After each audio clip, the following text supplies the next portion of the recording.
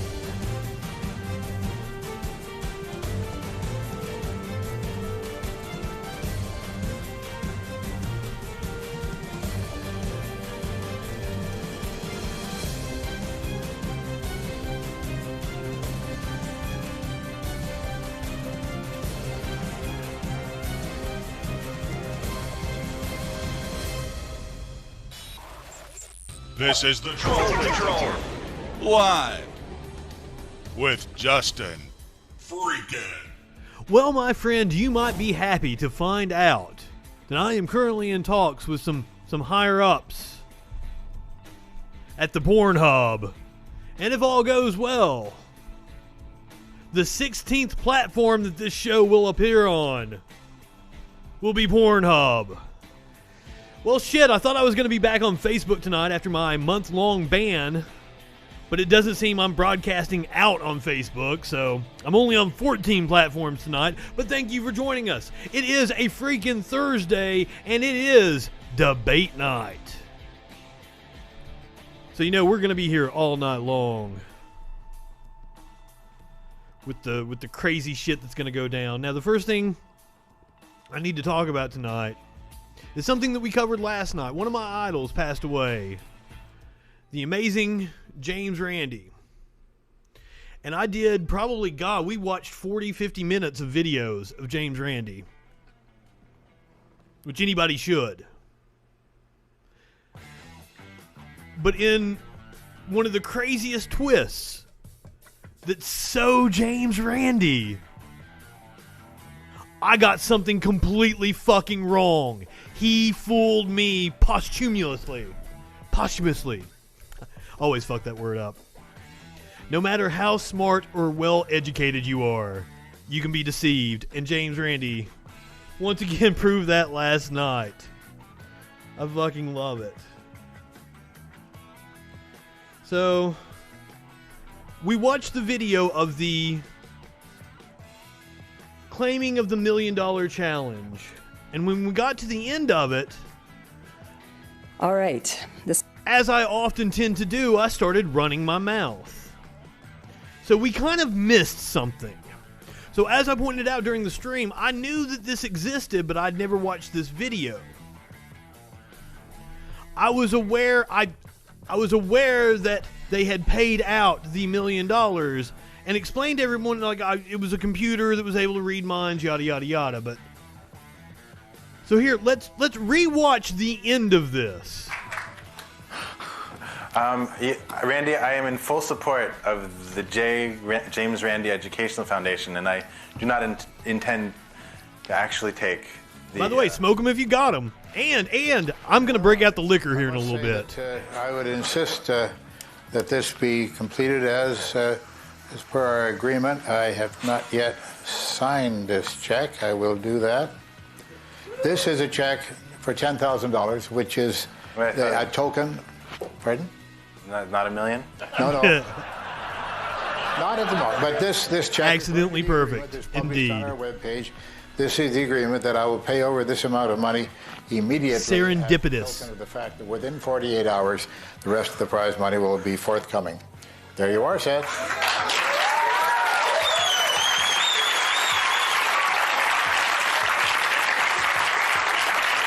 I believe this is where I lowered the volume and started running my mouth. So now, What can I say? You didn't write the date. Well, what is the date? It's April 3rd. Well, according to my watch, it's April the 1st. It's It's April Fools.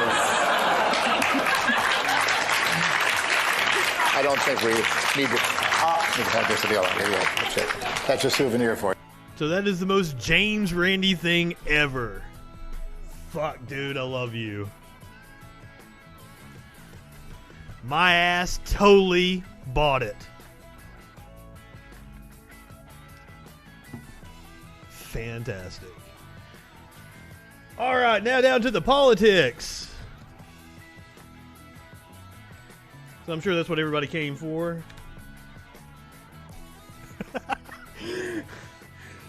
We found out what Donald Trump... Oh, yeah, we'll talk about Bo Rat here in a little bit. We found out what Donald Trump was using for his password, and you will never fucking guess it. It was MAGA 2020.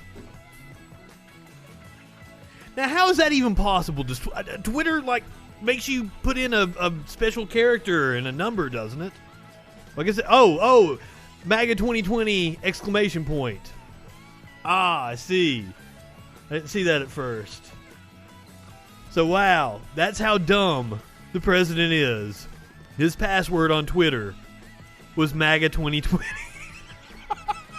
And people voted for this idiot. Now, I'm no fan of the Democratic Party, but holy shit. So we're going to start off this show. Not even any capital letters, indeed.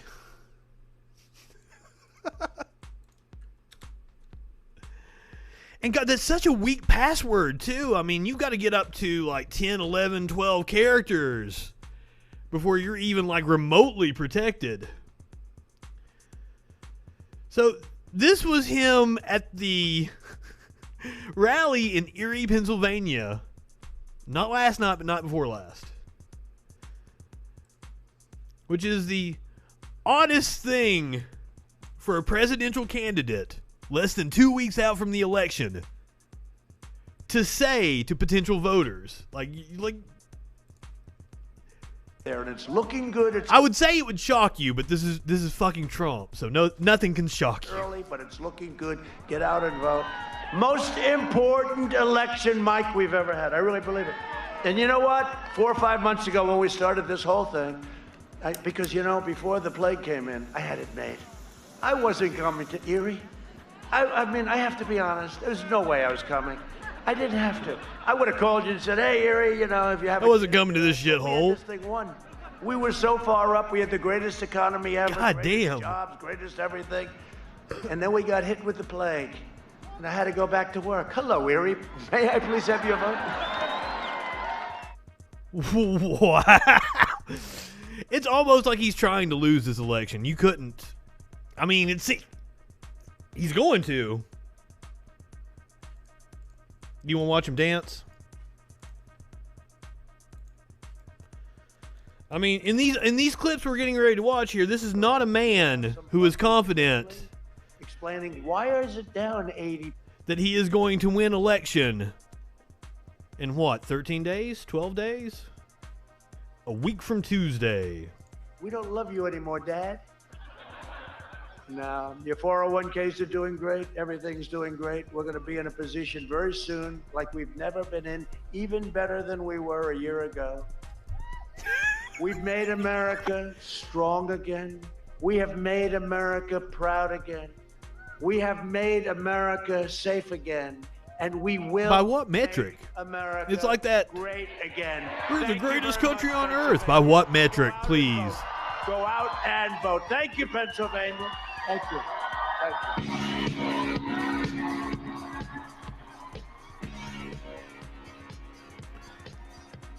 I'm not going to be able to make any money off of this, but it's worth it to watch him dance.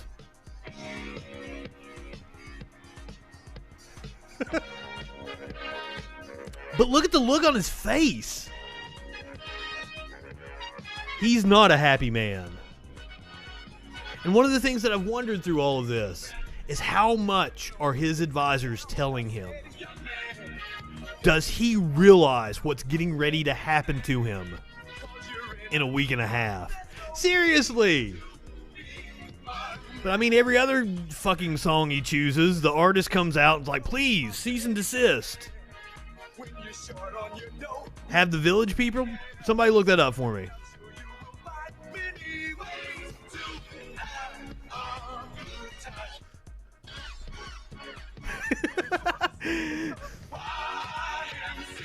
Seriously.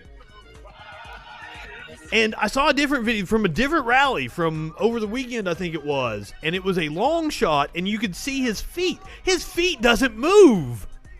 He just like one of those,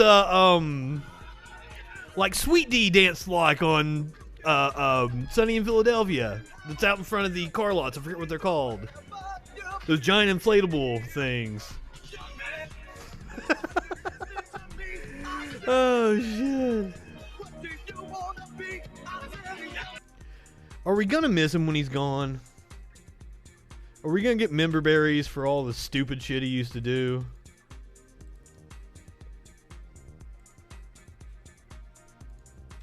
Seems like the liberals have it for Bush right now. I'm sorry, did I offend you? Did you get triggered, Snowflake?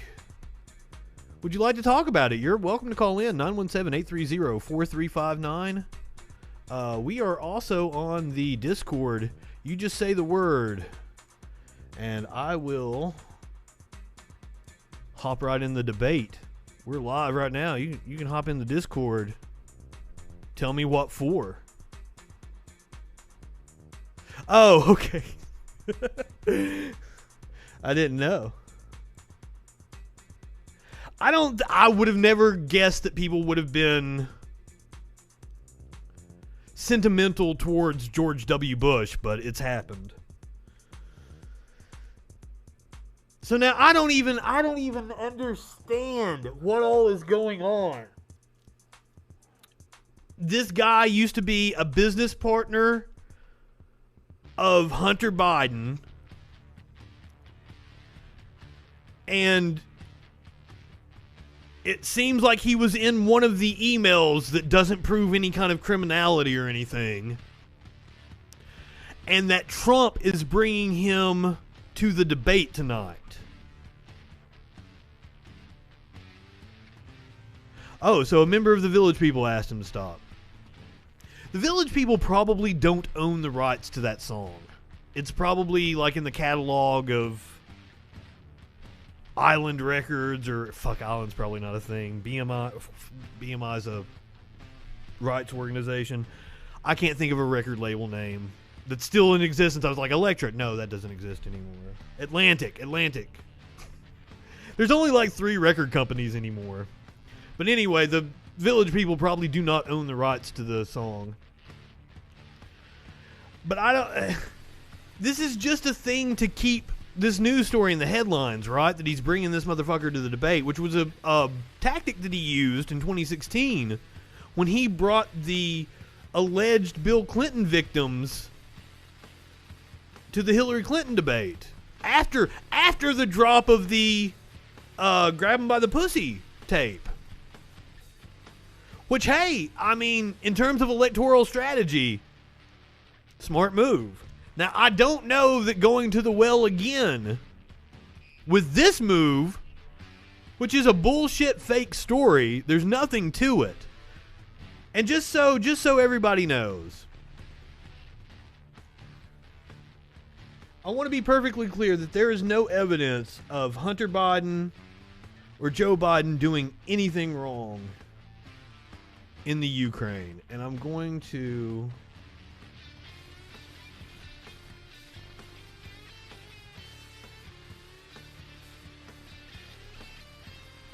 The guy that wrote the story for the New York Times, the original story back in like 2014 or 2015, that didn't get any traction until the Republicans figured out they could use it. He says the Republicans have twisted his original reporting and got the story ass backwards. That Joe Biden went to the Ukraine not trying to protect his son, that it was the reverse. That he wanted a prosecutor fired so that a tougher prosecutor would be installed, and it would increase the possibility that Hunter Biden and Burisma would be under investigation. A Senate Intelligence Committee conducted an investigation, found nothing. So that's why my response to this has been anytime a right-winger brings this up, I'm like, hey, what in the emails is incriminating? Please tell me. Point to the exact email. And tell me why it's incriminating. They fucking can't. Because all this story was to get that picture of Hunter Biden with a crack pipe circulate on social media. You know it. And paint Biden as corruption. It's like a twofold. But that was the main thing. They wanted to get that picture of Hunter Biden with a crack pipe in its mouth circulating on social media for the sensationalism of it. Kind of backfired on them in a country where addiction has become a major issue and people are finally starting to have empathy towards it. It really doesn't look good on him. And then all the emails just show that Joe Biden is a loving father. That's why they are actually begging Trump to be nice. That's the inside word in the campaign, is that they are begging him not to come out and be a complete and fucking total dick tonight. We'll see how long that lasts, right? You guys want to take bets on it? How long is it going to last?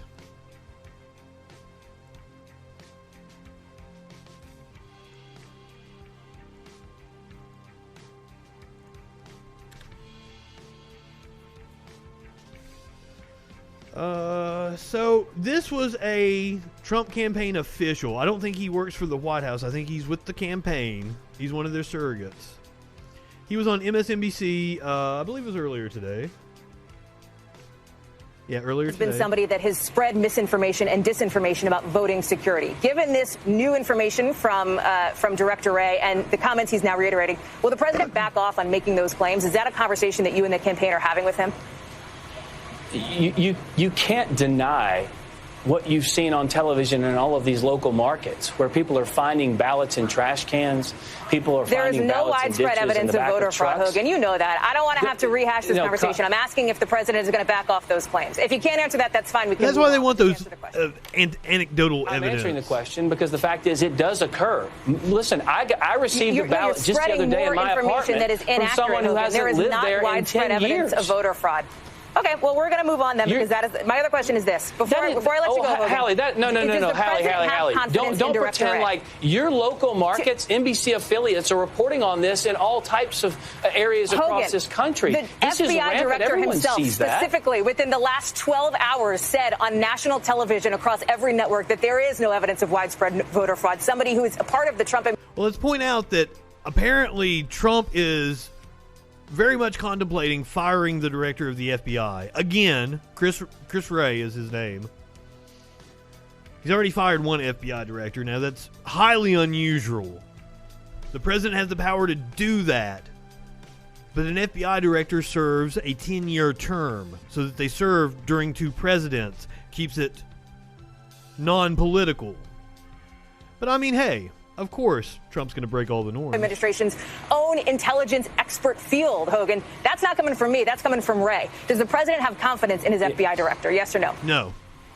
He's going to fire him. Confidence that the American people want a free and fair election. That's what he's been pushing for this entire time. That's why he set up the federal government to work with the states to get interference out of our election cycle. It was Barack Obama and Joe Biden who knew Russia was going to interfere and did nothing. I guess there's no answer to that question. The whole of Hogan government Gidley, we'll leave it there to make sure Hogan, that thank every you. single I appreciate you person's coming on a day when we are obviously looking ahead to an important evening here in this presidential race. Hogan Gidley, National Press Secretary for the Trump campaign. It really seems that reporters in the last couple of weeks, probably because it looks highly likely that Trump will lose and lose big time, They've become more contentious with the campaign, and they aren't putting up with bullshit anymore. Where have they been the last, 3.5 years? They've been trying to appear impartial, but Republicans are just going to attack them anyway. Everything is a liberal conspiracy to a right-winger. All right, so here we are. This interview was set to air on 60 Minutes this Sunday night. Now, what we are getting ready to watch, this 37 minutes of it, apparently Pence is in this too. I didn't know that they interview both of them. Indeed. We're going to see more contentious exchanges between the campaign and a reporter here. You're going to be fair. You're going to be fair. Just be fair. But Trump released this, violating their agreement with 60 Minutes, yada, yada, yada. Apparently, he had agreed to talk for a certain amount of time, and he walked out. But that's their game plan, because right-wingers have to claim that they're victims and that everything is rigged against them, because what they're going to do is on election night try to say that they won and see if they can get away with it. Hands down. You guys know it. You see it coming. Uh-oh. You guys see Smokey over there on the table? Oh, God. Cats are going crazy in here. But all right. The Trump campaign dropped this a few hours ago on Facebook, Twitter. But last time I remember you saying to me, the real snowflakes. No, I'm not looking for that. So this was the campaign taping it. This isn't 60 Minutes. Okay. That's why we can't hear Leslie Stahl very well. You're not okay with tough questions. Well, to be fair, you don't ask Biden tough questions. Mm-hmm. Huh? I don't even. It's terrible. It's terrible. You know that. Okay, are you ready? Everybody ready? We're out. Okay. Can I start? 1 second. Close the door. Lift the portals off. Am I okay? You're good. Okay. Yep. I'm ready. So we have the pandemic. On your watch, we've had racial strife. We've had looting. Why do you want this job? Why do you want to be president again? Because we've done a great job, and it's not finished yet. And when I finish, this country will be in a position like it hasn't been maybe ever. The economy is already roaring back, and other people aren't going to. We are in a position we have never been ever right now. Bring it back. They're going to raise taxes. They're going to take away the Second not in a good way. Do things that nobody would even believe. It's radical. There's never been anything like it. No, we are positioned like never before. We're going to have a fantastic year next year. Let me ask you what you think the biggest domestic priority is for you right now. Well, ultimately, I'll tell you, it was happening. We created the greatest economy in the history of our country. He did not. He inherited a great economy. No, that's not true. It is totally true. No. Best unemployment numbers. No. Best employment numbers. 160 million people working. Highest stock market price. You wouldn't say that to Biden, what you just said to me. If he had it, you would never say that to Biden. We had the best stock market price. They never take personal responsibility for anything. We had the best. Everything was the best. Our companies were doing better than they've ever done before. You cannot even think about talking about that. Well, I'm not going to fact check you. Well, you don't have to fact check me. I mean, excuse me. The stock market was at its highest. The unemployment numbers for African Americans, for Asian Americans, for Hispanic Americans, for everybody were the best. Every number, virtually every number was. We are looking down. We had the best economy ever. And what was happening is things were coming. Record unemployment at the moment, just because of his mishandling. I'm going to say that. And the other side was starting to call, let's get together. There was going to be unity. And then we got hit with the plague, and we had to do it again. And we closed it up, and I saved millions of lives. Millions of lives we saved. And now the economy's growing again. I believe a report came out today that 130,000 people employed in the last would have been saved with those are all the good things. The priority now mask is mandates. to get back to normal, get back to where we were, to have the economy rage and be great with jobs and everybody be happy, and that's where we're going. And that's fuck what indeed. Who is our biggest foreign adversary? I would say China. They're an adversary. They're a competitor. This motherfucker has paid more in taxes to China than he has to the United States. Disgraceful. Should never have happened. They should never have allowed this plague to get out of China and go throughout the world. 188. I hadn't even noticed the way he'd been saying it. So that's exactly the way it's pronounced. Plague. What's wrong? The flag is wobbling, I think, because it's under a vent, perhaps behind you, Tom. His hair's coming down a little bit. It doesn't look nice blowing. No, it's distracting. I can see it. Yes, from the arrow. I think we're better, guys. I'm going with or without you guys. It's not moving. Let's go. Okay, at this stage 4 years ago, you were behind in the polls, you won out, and you pulled it out. But this time you have kind of a double migraine. You have unemployment claims going up. You have COVID cases going up. I mean, skyrocketing. The gods have suddenly decided to conspire against I you. don't think so at all. No, I think we've done a great job with COVID, and we've hired. The numbers are going up. Excuse me, 11.4 million people. Why? Because the last report was a little bit, just a little bit. You're a normal person then, because he is a gigantic creep. Okay, you know why cases are up also? He just flew by. Because we do more testing. If we didn't do testing, cases would be way down. But why are you saying they're not up? You know, you're saying things that people can what I'm see. saying to you, Leslie, is the following. We do more testing than any country in the world by far. Second is India with 1.5 billion people. We do more testing. Yeah. If we did half the testing, we'd have half the cases. If we did no testing, like many countries, we would have very few cases. Because we do so much testing, the fake news media loves to say cases are up. The fact is we've done a very, very good job. Cases are up? We have done, that's right, because we're doing so much testing.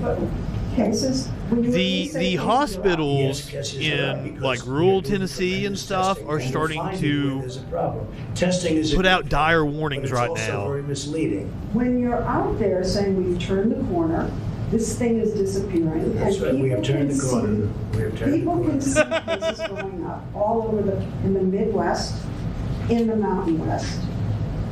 Record numbers of cases. We have turned the corner. We understand the disease. Thank you. We understand the elderly, and we're taking care of them at a level like nobody's ever taken care of the elderly, especially the elderly with diabetes problems. His budget had cuts to Social Security in it. Nobody's ever taken care of them. We also understand the elderly are the ones disproportionately impacted. And it was gone. East Tennessee is indeed a hot spot right now. It was gone. Hardly knew he even had it.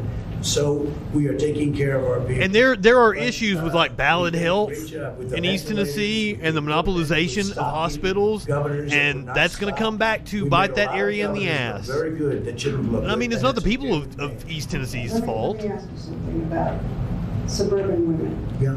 You said the other day to suburban women, will you please like me, please? Oh, I didn't say that. You know, that's so misleading the way I say jokingly, suburban women, you should love me because I'm giving you security and I got rid of the worst regulation. See, the way you said that is why people think of you and everyone else as fake news. I said kiddingly, suburban women, you should love me. I got rid of a regulation that would bring low-income housing into suburbia that would destroy suburbia. And I am lucky that I am in a microcosm. I went to the grocery store. Most everybody had masks on. That is such a misleading question, Leslie. But you're behind the suburban women in the polls. I doubt it. I doubt it. Fake news. I'm saving suburbia. He's going to destroy suburbia. He is Jesus of suburbia. Terminated that he would put back, and even worse, that will bring low-income housing projects into suburbia. And women understand that, and they've really learned about it over the last 2-3 weeks. I terminated the worst regulation you could possibly have. It's gone. And suburban women appreciate it. They want security, they want safety. Look, I've been endorsed by almost Hey, it's time to wake him up. September ended. Enforcement group in the country. He's been endorsed by almost nobody. Suburban women want security. But the polls show that you're behind with them. And one of the reasons, let me say, Biden's endorsements are like a fucking they don't feel you're being upfront. 8 miles long. And when you say there are fewer, we're rounding the corner, and you tell Bob Woodward that you deliberately like to downplay this. We are rounding the corner. We're rounding the corner. We're doing well. We're doing well. We understand the disease. I saved millions of people. 2.2 million people were supposed to die. Now, that is something. We are getting a much better grip on being able to treat it and protocols inside of hospitals and stuff. Less people are dying, but we're still spreading it around. Heavily infected. We've done a good job. We've done maybe a great job. What we haven't done a good job on is convincing people like you, because you're really quite impossible to convince, but that's okay. And the economy now is coming back, and it's coming back very strongly. And people see that, Leslie. Now, stocks did close higher today, but that was on hopes that there's going to be a stimulus deal. 11.4 million jobs. It's the largest number in the history of our country in a short period of time. I mean, how Leslie, can you ignore that? You didn't hear me. We just picked up 11.4 million jobs. It's in a short period of time. It's the largest number in No, he's adding back people that were laid off or furloughed. He's an idiot. What I'm saying is we got hit by something. Not my fault, not your fault. We got hit from something that came out of China. I got stuck with it. And let me tell you, before it happened, we were doing so good, and now we're going to be doing, and we are doing good. But we were in a cooling period already. Example.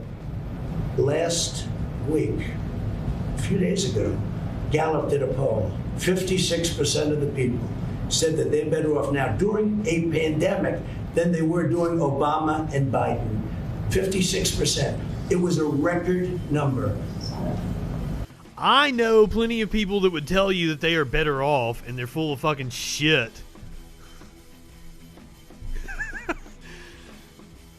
I'm sorry. Don't get too drunk. We'll move on from Trump here in a little bit, but I want to see him throw the fit and walk out. Right?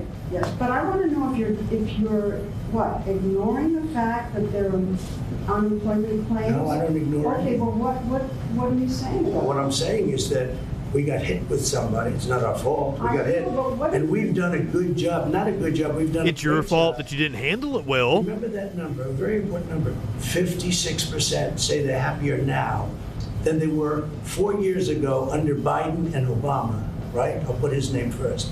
Biden and Obama. And they didn't have a pandemic, although Biden did have a big problem with They actually did have like 2 different pandemics. In reverse, with the H1N1 swine flu, and it was a disaster. And his own He doesn't blow up at Leslie Stahl? said it was a total disaster. They didn't know what they were doing. Can we go back for 1 second to the pandemic? Because you called Dr. Fauci and other health officials idiots.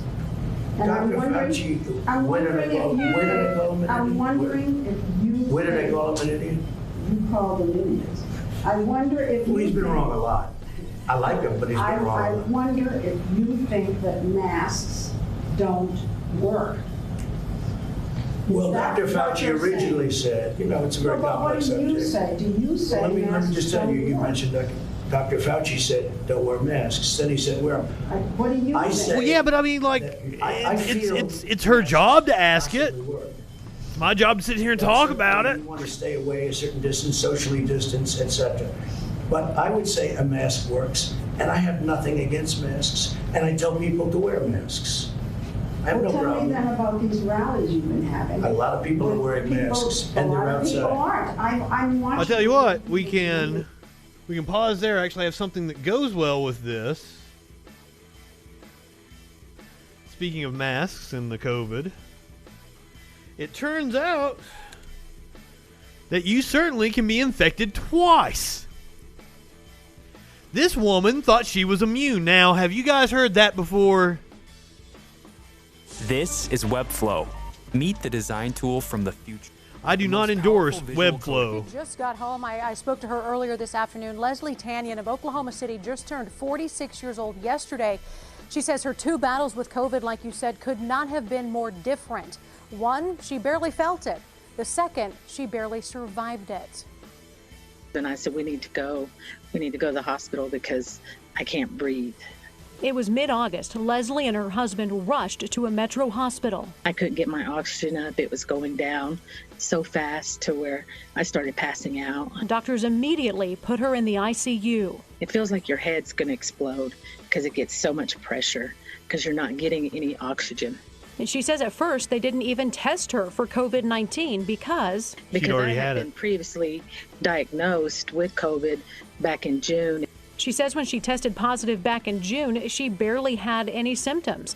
Shortly after that, she tested negative and thought she was finished with coronavirus. I thought I was immune.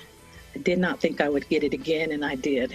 She says the medical team told her, because it's so new, COVID is so new, and they're learning every day. Leslie was then rushed to the COVID floor, where she stayed for 3.5 weeks. It's scary, and you feel alone. It's not like the flu. You know, and that is the one thing I want to say. After her stay in the COVID ICU, she got 2 negative tests and had to move to a long-term care facility. I said I was very lucky. Not very many people that get to that part make it. She was at that location for a month. All of that in my lungs, the damage. She's been back at home for a few days with the lingering effects of COVID-19. She says her survival now comes with a renewed purpose. This is serious, and it's taking a lot of lives. She's on a mission to warn others. I just want my... I don't like how that reporter kept cutting in and in and in. If you ask people the questions and you have your story already in mind, they'll say it the way you need it for your story to weave in and out, and you don't have to keep... That was very jarring to me. I'm sorry. I've been touring about like broadcaster watches and doing like a reaction video to different shows and stuff. I don't know.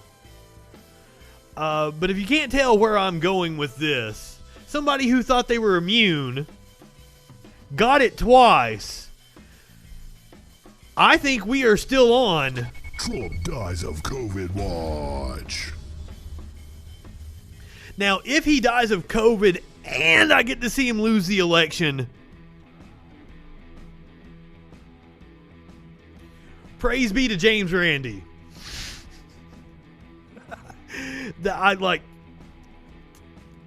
2020 couldn't get any better. Pandemic was worth it. I shouldn't make jokes like that. But to see him lose the election in historic fashion. And then the fact that he's out here still maskless, going to all these rallies after he asked doctors if he was gonna die. He's doing his best to get it again. Let's hope he does. And at this point in time, if he catches it again, he probably would die after he sees himself lose the election. He might even be able to call his election loss a comorbidity.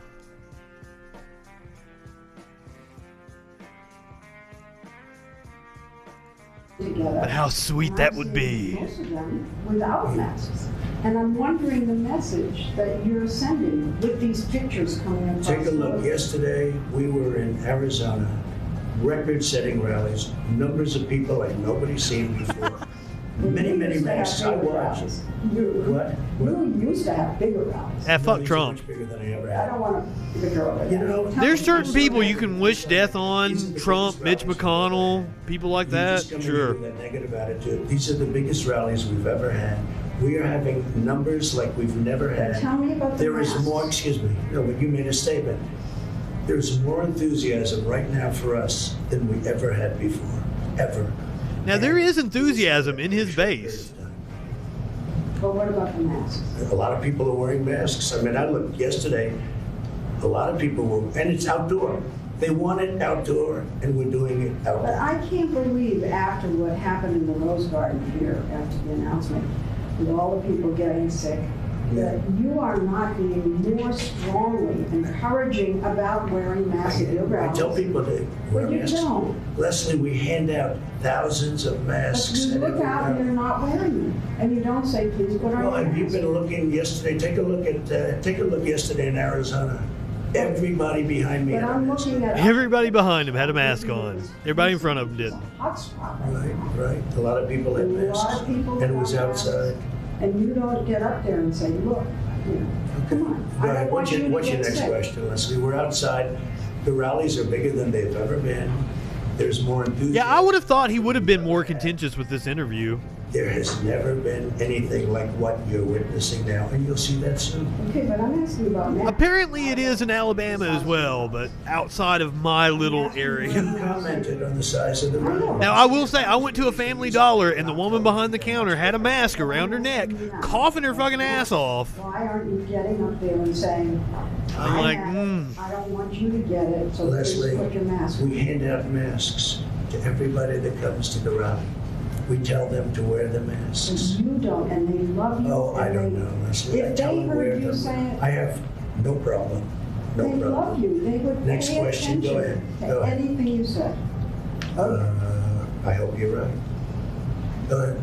Okay. I hope you're right. About what? I missed that one. I missed what he was talking about. Okay, I'll ask you another health question. Okay. So it seems like he's already getting signals off camera. Now, I think this was a setup. This is what he intended to You do. said that it was going to be great. You said it's ready. It's going to be ready. It's all ready. It'll be here in 2 weeks. It's going to be like nothing you've ever seen before. And of course, we haven't seen it. So why? Oh my God! It is developed. It is fully developed. It's going to be announced very soon. Are they taking any precautions? See what happens with Obamacare, which is not good. And when we see what happens with Obamacare. But if the Supreme Court... And it will be much less expensive than Obamacare. That's why we needed a shutdown. That's why we needed the government to do a rent moratorium, pay people to stay home. We all could have had a nice little vacation, jacked off, watched Netflix, and then we would have been back to normal like fucking New Zealand now. And we will have a great healthcare plan. We watched video from Thailand. I'm sorry, Taiwan. We watched the video from Thailand. They had like 5 active cases at the time. And we actually have plans. And we have 180 million people right now have a plan. And you haven't been watching. You haven't been watching. But what about the pre-existing? People with pre-existing conditions. If the Supreme Court... Are protected. Will be totally protected. They are in court right now trying to end protections for pre-existing conditions. Protected as they are now. How? In any plan we do. That's one of the reasons why they want to jam through Amy Coney Barrett real fast. It's so that they can overturn the individual mandate. Always. But if I'm sorry, not the individual mandate. The patient protections. We'll have to see what happens. It's got a ways to go. I mean, pre-existing conditions. I think it'll end. I hope that they end it. It'll be so good if they end it. Because we will come up with a plan which will be a... Yeah, we will. But you said it would already. We have large sections of it already done. And we've already come up with plans. Take a look. I mean, temperature checks are virtually useless. Various secretaries, various plans that we've already come up with. And now, I will say one thing, and maybe Pumpkin will verify this for me. I just learned this the other day, is that one of the other reasons why masks are so effective is because I thought you got like a little taste of a virus and then it's like full blown, but no, like the viral load has an impact. How much of the virus you get has an impact on how sick you get. So that's another thing, like masks may not be perfect, but they help cut down on the viral load that you're putting out if you're infected. And it's going to be very good. And it's going to keep saying that and don't show it to us. And so people with pre-existing We've come up with many plans, Leslie, and we have they're already in existence. I'll tell you what. Oh shit. Let me see if I can find it here real fast. He's talking about his...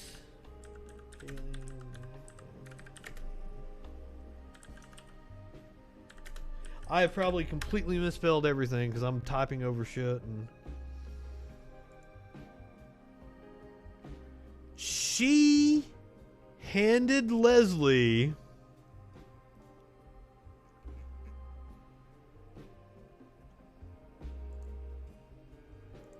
a book during that interview.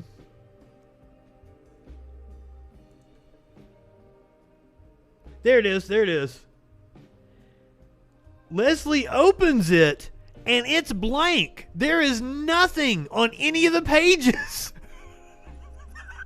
Apparently, they didn't even expect the reporter to open the fucking book they gave her. That's just like... That's what. It's not a matter of the fact that I don't agree with Biden or I don't agree with him politically. It's just competence and empathy. These people are just batshit insane, and they have to be removed from power. And then us leftists have to start January 21st, looking towards 2022, 2024. Because fuck Biden. Let's get him elected. Let's celebrate. And then fuck him. Let's get ready. We're going to war. That's a nice party you have there. Be a shame if somebody took it over.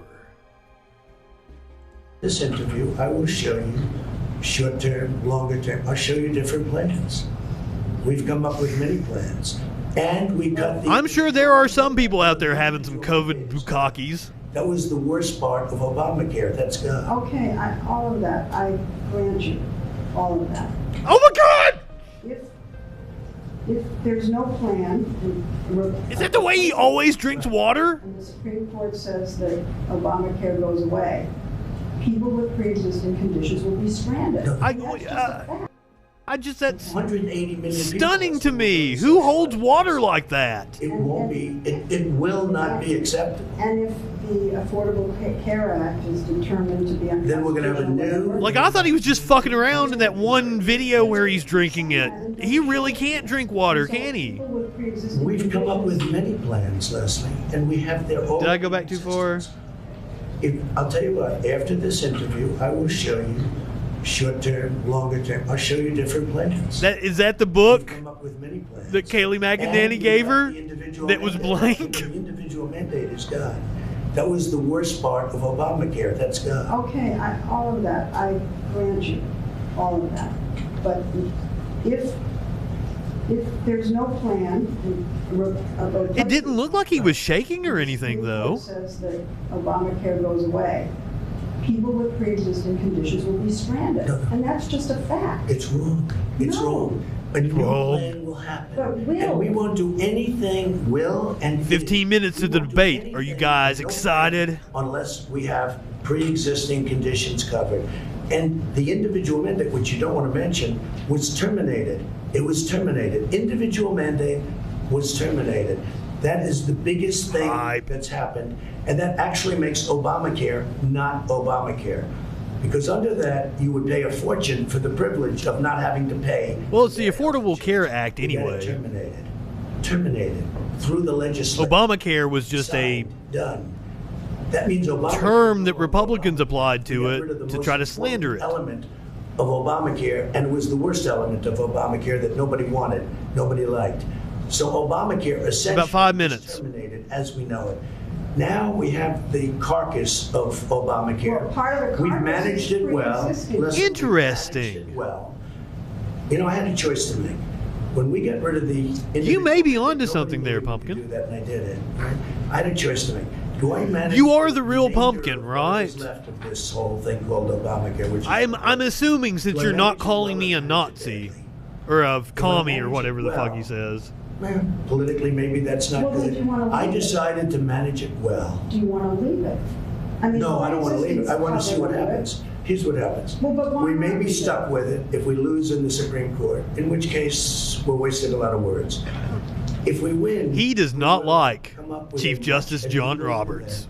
Come up with a much better health care for much less money, always protecting people with pre-existing conditions. Are you going to say that you didn't say this? Because I saw you say this. No, you're really trying to. I wish you would interview Joe Biden like you interview me. It would be so good. You know what? You like this, I thought. I don't mind. Joe Biden isn't contentious. He'll answer questions. He'll tell you exactly He's what in the midst of a scandal. you want. His family is corrupt. Okay, he's corrupt. He's a corrupt politician. And he's walking with ice cream. And the question the media asks him, what kind of ice cream? What flavor ice cream do you have? Ah, really? He had to do that?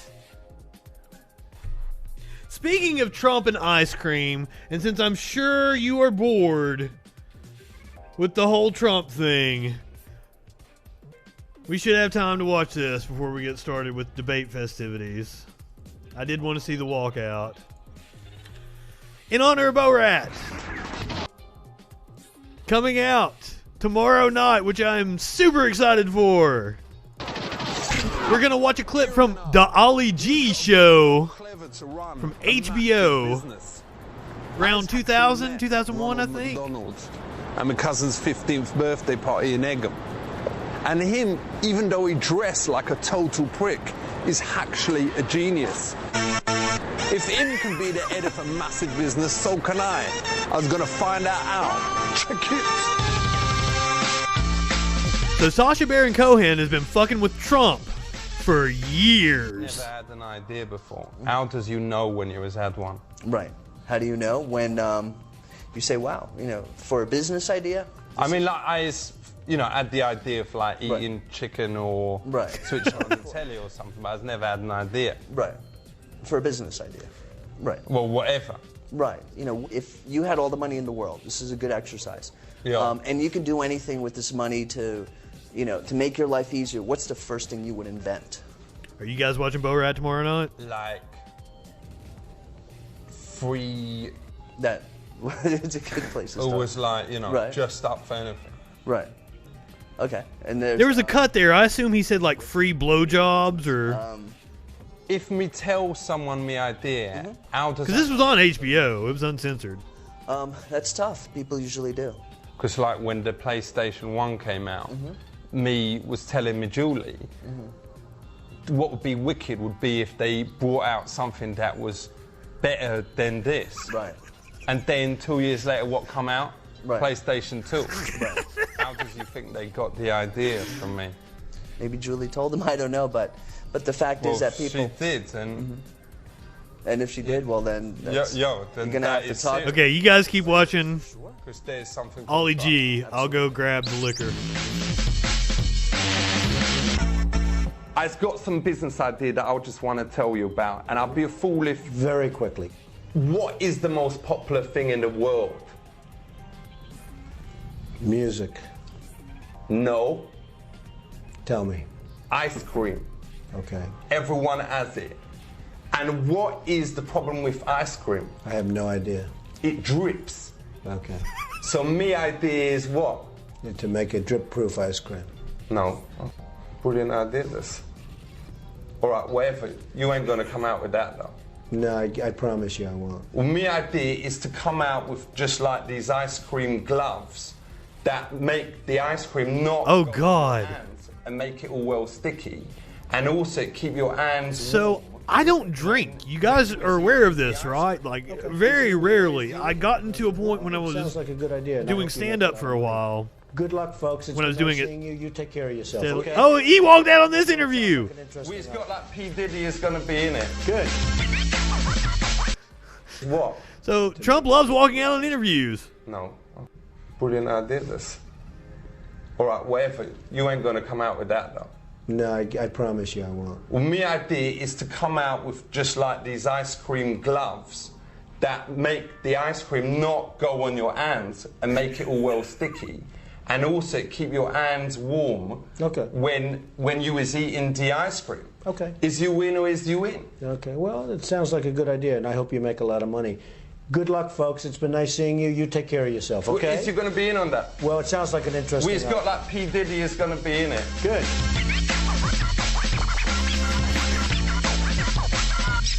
Oh, that was kind of uneventful.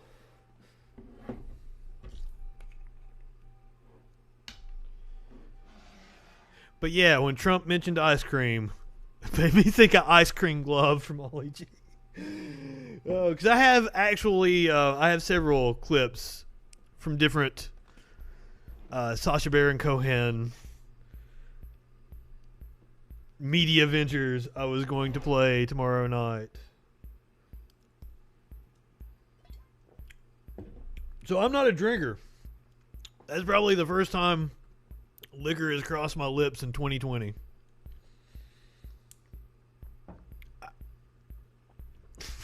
So I cannot take a shot every time Trump says plague, because I'll be fucking in the floor. That's impossible. Or otherwise I would take you up on that. So we'll go to C-SPAN. Also stick around after we do the debate. I will do what I usually do and try to call in to C-SPAN and get on their post show. I have not had luck.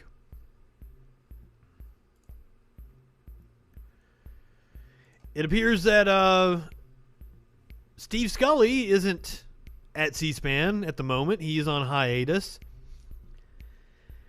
Apparently he's friends with Anthony Scaramucci. And when Trump attacked him, yeah, Smokey's going to take over. Now, Sox might come over here and take over the show. Smokey just wants to roll around in the dirt. Everybody gives Smokey way too much credit.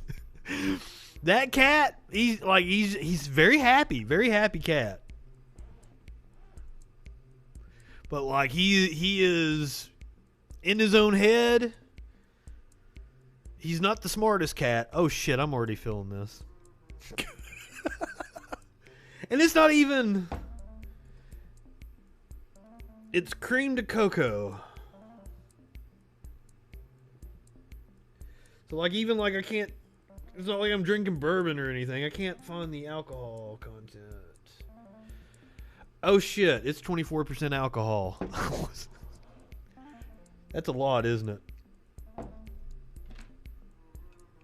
Isn't like vodka normally 14, 16% or something like that? Did I grab something that was incredibly strong? This is the only bottle of liquor that I have because nobody will take me to the liquor store. I have asked so many times. Oh. So I am drinking something that's not that hard. My bad. I'm sorry. I don't know anything about alcohol. Okay. See? I don't know, guys. Yes, it probably is a mixer, and it's like it's mixed with my chocolate milk. That's actually what I'm drinking. Somebody just asked for me to take a shot, so I did it. And it looked like I chased it with my chocolate milk, but honestly, this shit's really smooth. You can drink it straight.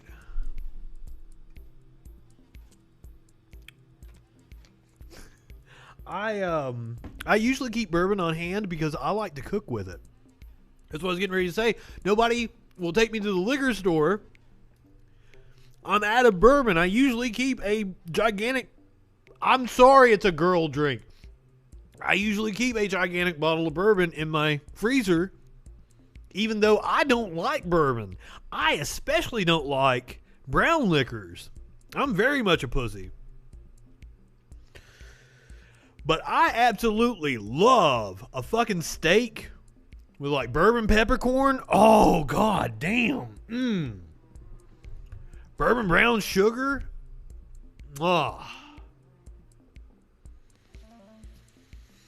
I'm already buzzed. If you'll notice, I've been smoking out of this. This is my, that's my resin pipe. I'm not out. I'm just getting kind of low, and I have to make it last until Saturday or Sunday when I'll be able to re-up. So I was saving marijuana for when I got off the air. Well, actually, I have a bowl of actual marijuana packed for the debate. But I mean, I'm kind of buzzed right now, so I might not smoke that. Save it for later.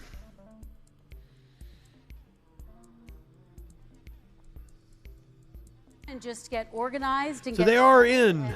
The show will start very soon. They're at Belmont University in Nashville. As I've mentioned several times, I really wanted to try to go to this.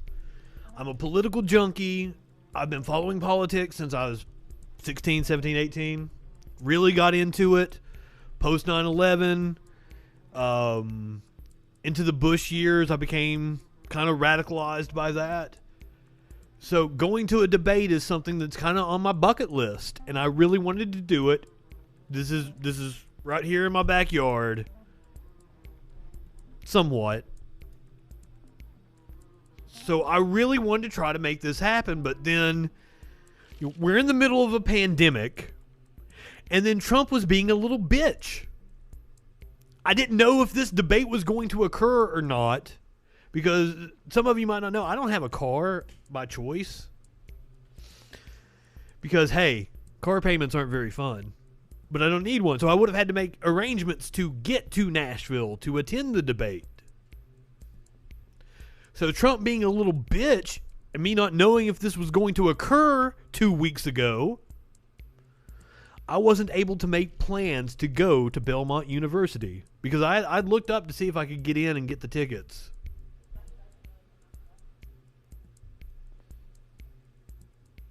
I don't know if they have an audience tonight. I might have had to pull some strings and be like, hey, I'm media. Dig out an old business card or something for an organization I don't work for anymore. I still have a couple of press passes laying around. If I had to lie to get in somewhere, I could. But then again, I have been on site with the president a couple different times. Not this president, back when I was doing news. And in order to get press credentials, goddamn, I had to go through a Secret Service investigation. I had to submit all kinds of paperwork to them for a background check. And which really sucks, because when it comes to presidential appearances and things, they only give you a day or two's notice. Like, these things are very spontaneous usually. So if you're trying to get press credentials for an event where the president is at, very, very short window of time you've got to be able to submit your paperwork. God, I'm buzzed.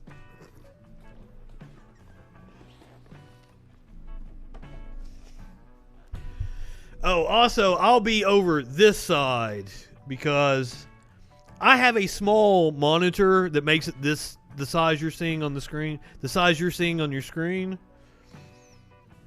It is not a high-def monitor. So I will be taking... Oh. Well, shit, it's not even set up right. I dropped the ball. That should say second presidential debate. But I'm going to pull the YouTube over here to the big screen.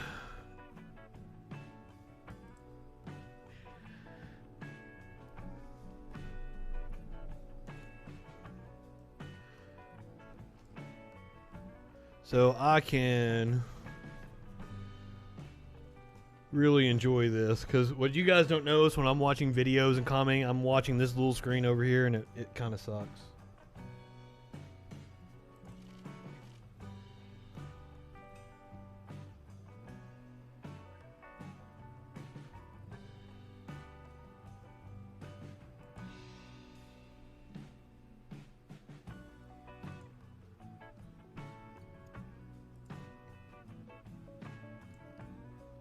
Huh.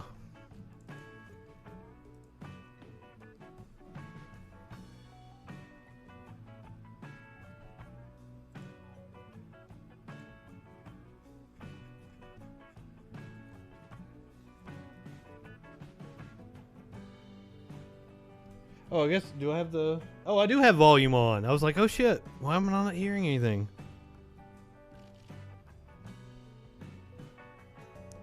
It is deathly quiet in there right now.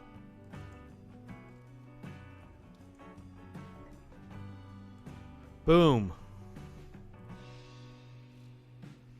I tell you what, also while we're doing this, I might as well break this out, shouldn't I?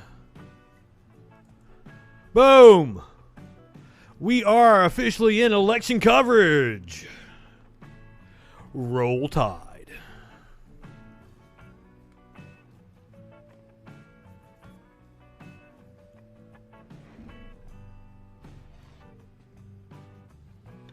Also, Pumpkin, I didn't comment on it earlier, but yes, Socks is very handsome. Socks is a very, very handsome boy. He is asleep in that chair right now.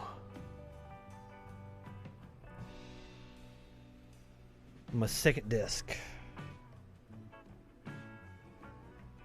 Socrates! Good evening from Belmont University in Nashville. Here we go. I'm Kristen Welker of NBC News, and I welcome you to the final 2020 presidential debate between President Donald J. Trump and former Vice President Joe Biden. Tonight's debate is sponsored by the Commission on Presidential Debates. It is conducted under health and safety protocols designed by the Commission's health security advisor. The audience here in the hall has promised to remain silent. No cheers, boos, or other interruptions. Except for two. Right now, as we welcome to the stage former Vice President Joe Biden and President Donald J. Trump. They usually say right now and at the end.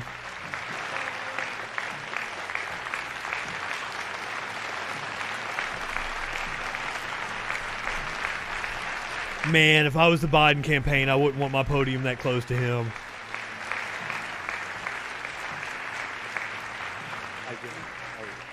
I mean, it may be more than 6 feet, but that motherfucker spits. To both of you, this debate will cover 6 major topics.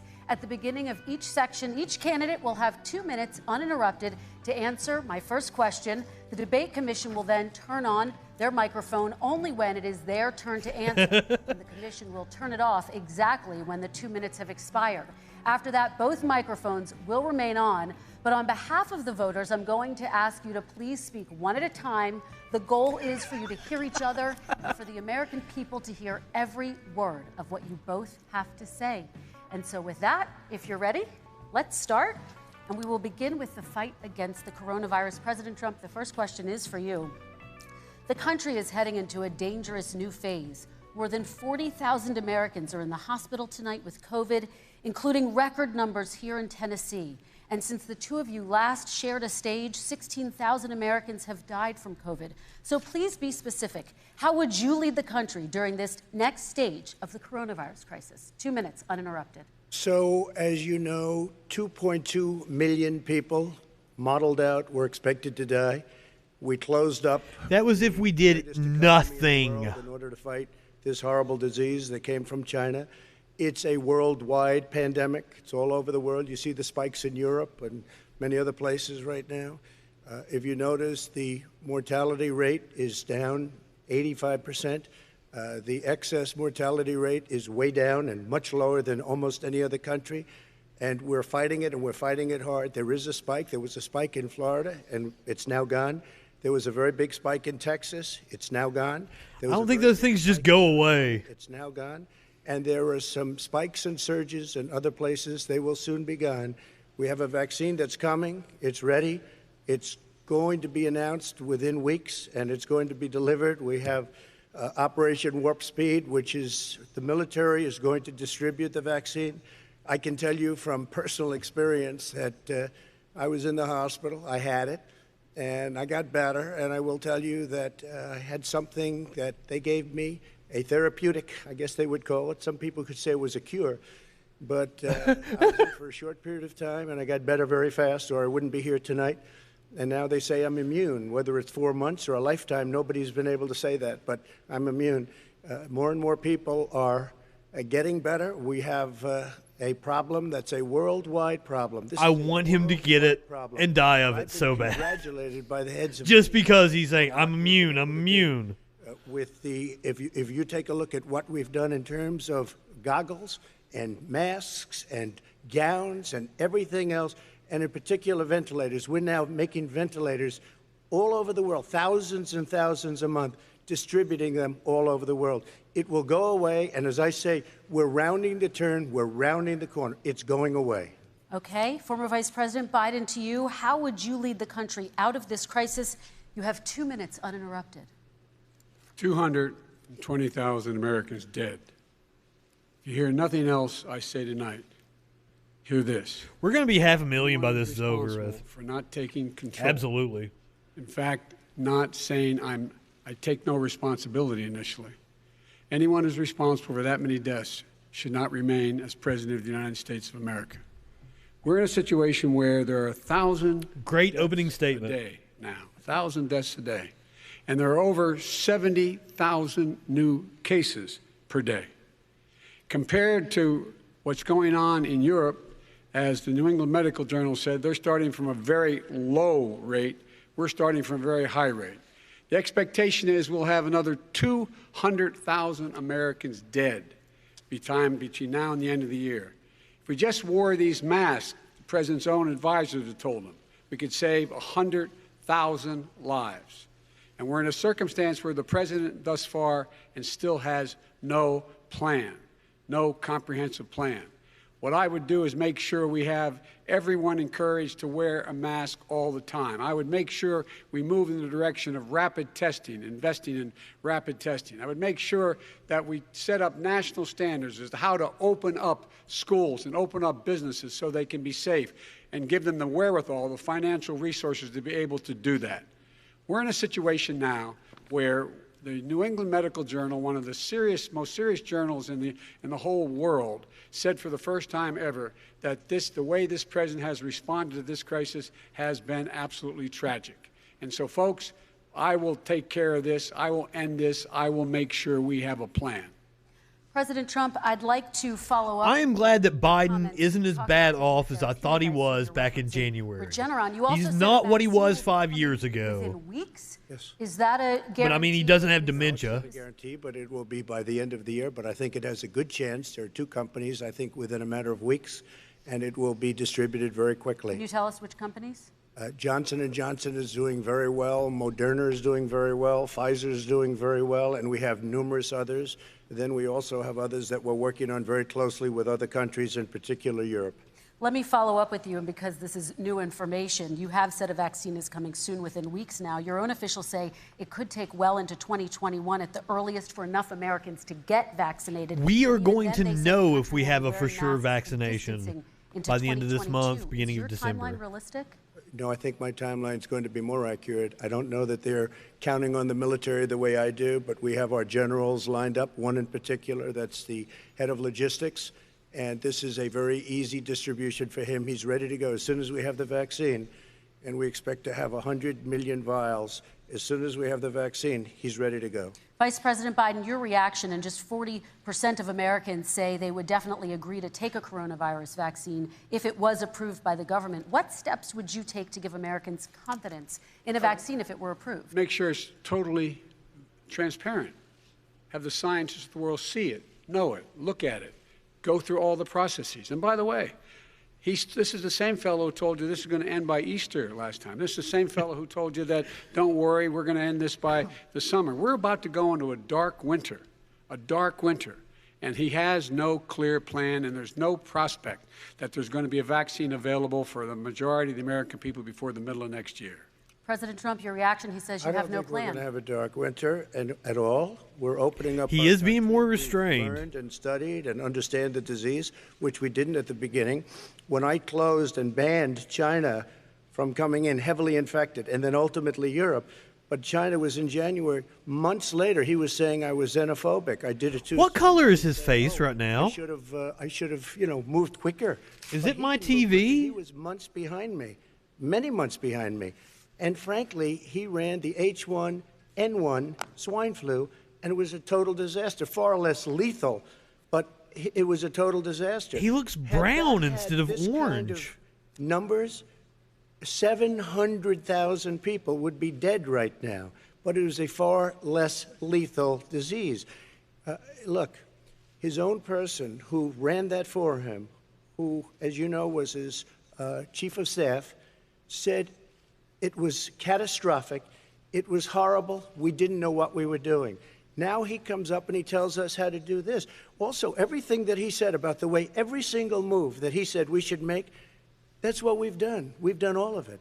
But he was way behind us. Vice President Biden, your response. My response is he is xenophobic, but not because he shut down access from China. And he did it late after 40 countries had already done that. In addition to that, what he did, he made sure that we had 44 people that were in there in China trying to get to Wuhan to determine what exactly the source was. What did the president say in January? He said, no, he said, he's being transparent. The president of China is being transparent. We owe him a debt of gratitude. We have to thank him. And then what happened was we started talking about using. That was when they were negotiating a trade deal. Make sure we go out and get whatever is needed out there to protect people. And again, I go back to this. He had nothing. He did virtually nothing. And then he gets out of the hospital and he talks about, don't worry, it's all going to be over soon. Come on. There's not another serious scientist in the world who thinks it's going to be over soon. President Trump, your reaction? I say over soon. I say we're learning to live with it. We have no choice. We can't lock ourselves up in a basement like Joe does. He has the ability to lock himself up. I don't know. He's obviously made a lot of money someplace, but he has this thing about living in a basement. Oh, here we go. By the way, I, as the president, couldn't do that. I'd love to put myself in the basement or in a beautiful room in the White House and go away for a year and a half until it disappears. I can't do that. And Kirsten, every meeting I had, I feel like he absolutely could. Including Gold Star families and military families, every meeting I had, and I had to meet them. I had to. It would be horrible to have canceled everything. I said, this is dangerous, and you catch it. And I caught it. I learned a lot. Great doctors, great hospitals, and now I recovered. 99.9% of young people recover. 99% of people recover. We have to recover. We can't close up our I don't think he's right about that. And we can't close up our nation, or you're not going to have a nation. And of course, the CDC has said young people can get sick with COVID-19 and can pass it. Vice President Biden, I want to talk broadly about strategy, though. Can I respond to that? 30 seconds, please, and then I have a question. No, number one, he says that we're learning to live with it. People are learning to die with it. You folks home will have an empty chair at the kitchen table this morning. That man or wife going to bed tonight and reaching over to try to touch out of habit where their wife or husband is gone. Learning to live with it. Come on. We're dying with it because he has never said, you said it's dangerous. When's the last time? Is it really dangerous still? Are we dangerous? You tell the people it's dangerous now? What should they do about the danger? And you say, I take no responsibility. Let me talk about your two. Excuse me, I take full responsibility. It's not my fault that he came here. He was quoting him. You know what? It's not Joe's fault that he came here either. It's China's fault. They kept it from going into the rest of China for the most part, but they didn't keep it from coming out to the world, including Europe and ourselves. Vice President Biden. The fact is that when we knew it was coming, when it hit, what happened? What did the president say? He said, don't worry, it's going to go away. Be gone by Easter. Don't worry. The warm weather. Don't worry. Maybe inject bleach. He said he was kidding when he said that, but a lot of people thought it was serious. A whole range of things the president has said. Even today, he thinks we are in control. He's holding back. We have to lose 200,000 more people. President Trump. Look, perhaps just to finish this, I was kidding on that, but just to finish this, when I closed, he said I shouldn't have closed. And that went on for months. Nancy Pelosi said the same thing. She was dancing on the streets in Chinatown in San Francisco. But when I closed, he said, this is a terrible thing, you're xenophobic. Did that happen? I think he called me racist even, and because I was closing it to China. Now he says I should have closed it earlier. It just, Joe, it doesn't work. I didn't say either of those things. You certainly did. You certainly did. I talked about a xenophobia in a different context. It wasn't about closing the border to Chinese coming to the United States. All right, I want to talk about both of your different strategies to handling He thought this. I shouldn't have closed the border. Well, that's obvious. Is that, do you want to respond to that quickly, Vice President No. Biden? Okay. No. Let's talk about your different Good job. strategies toward Biden has been on Mr. it Vice tonight. President, you suggested you would support new shutdowns if scientists recommended it.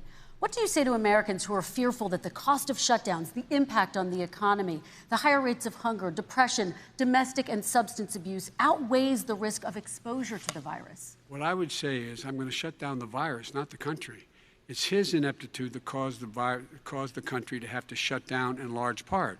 Why businesses have gone under, why schools are closed, why so many people have lost their living, and why they're concerned. Those other concerns are real. He's correct. Remember, we lived through 2 pandemics under Obama. Negotiating with Nancy Pelosi and the rest of the Democrats and Republicans about We had measured shutdowns. they were passing I don't remember being affected by to it. make sure people had the capacity. But you haven't ruled out more shutdowns.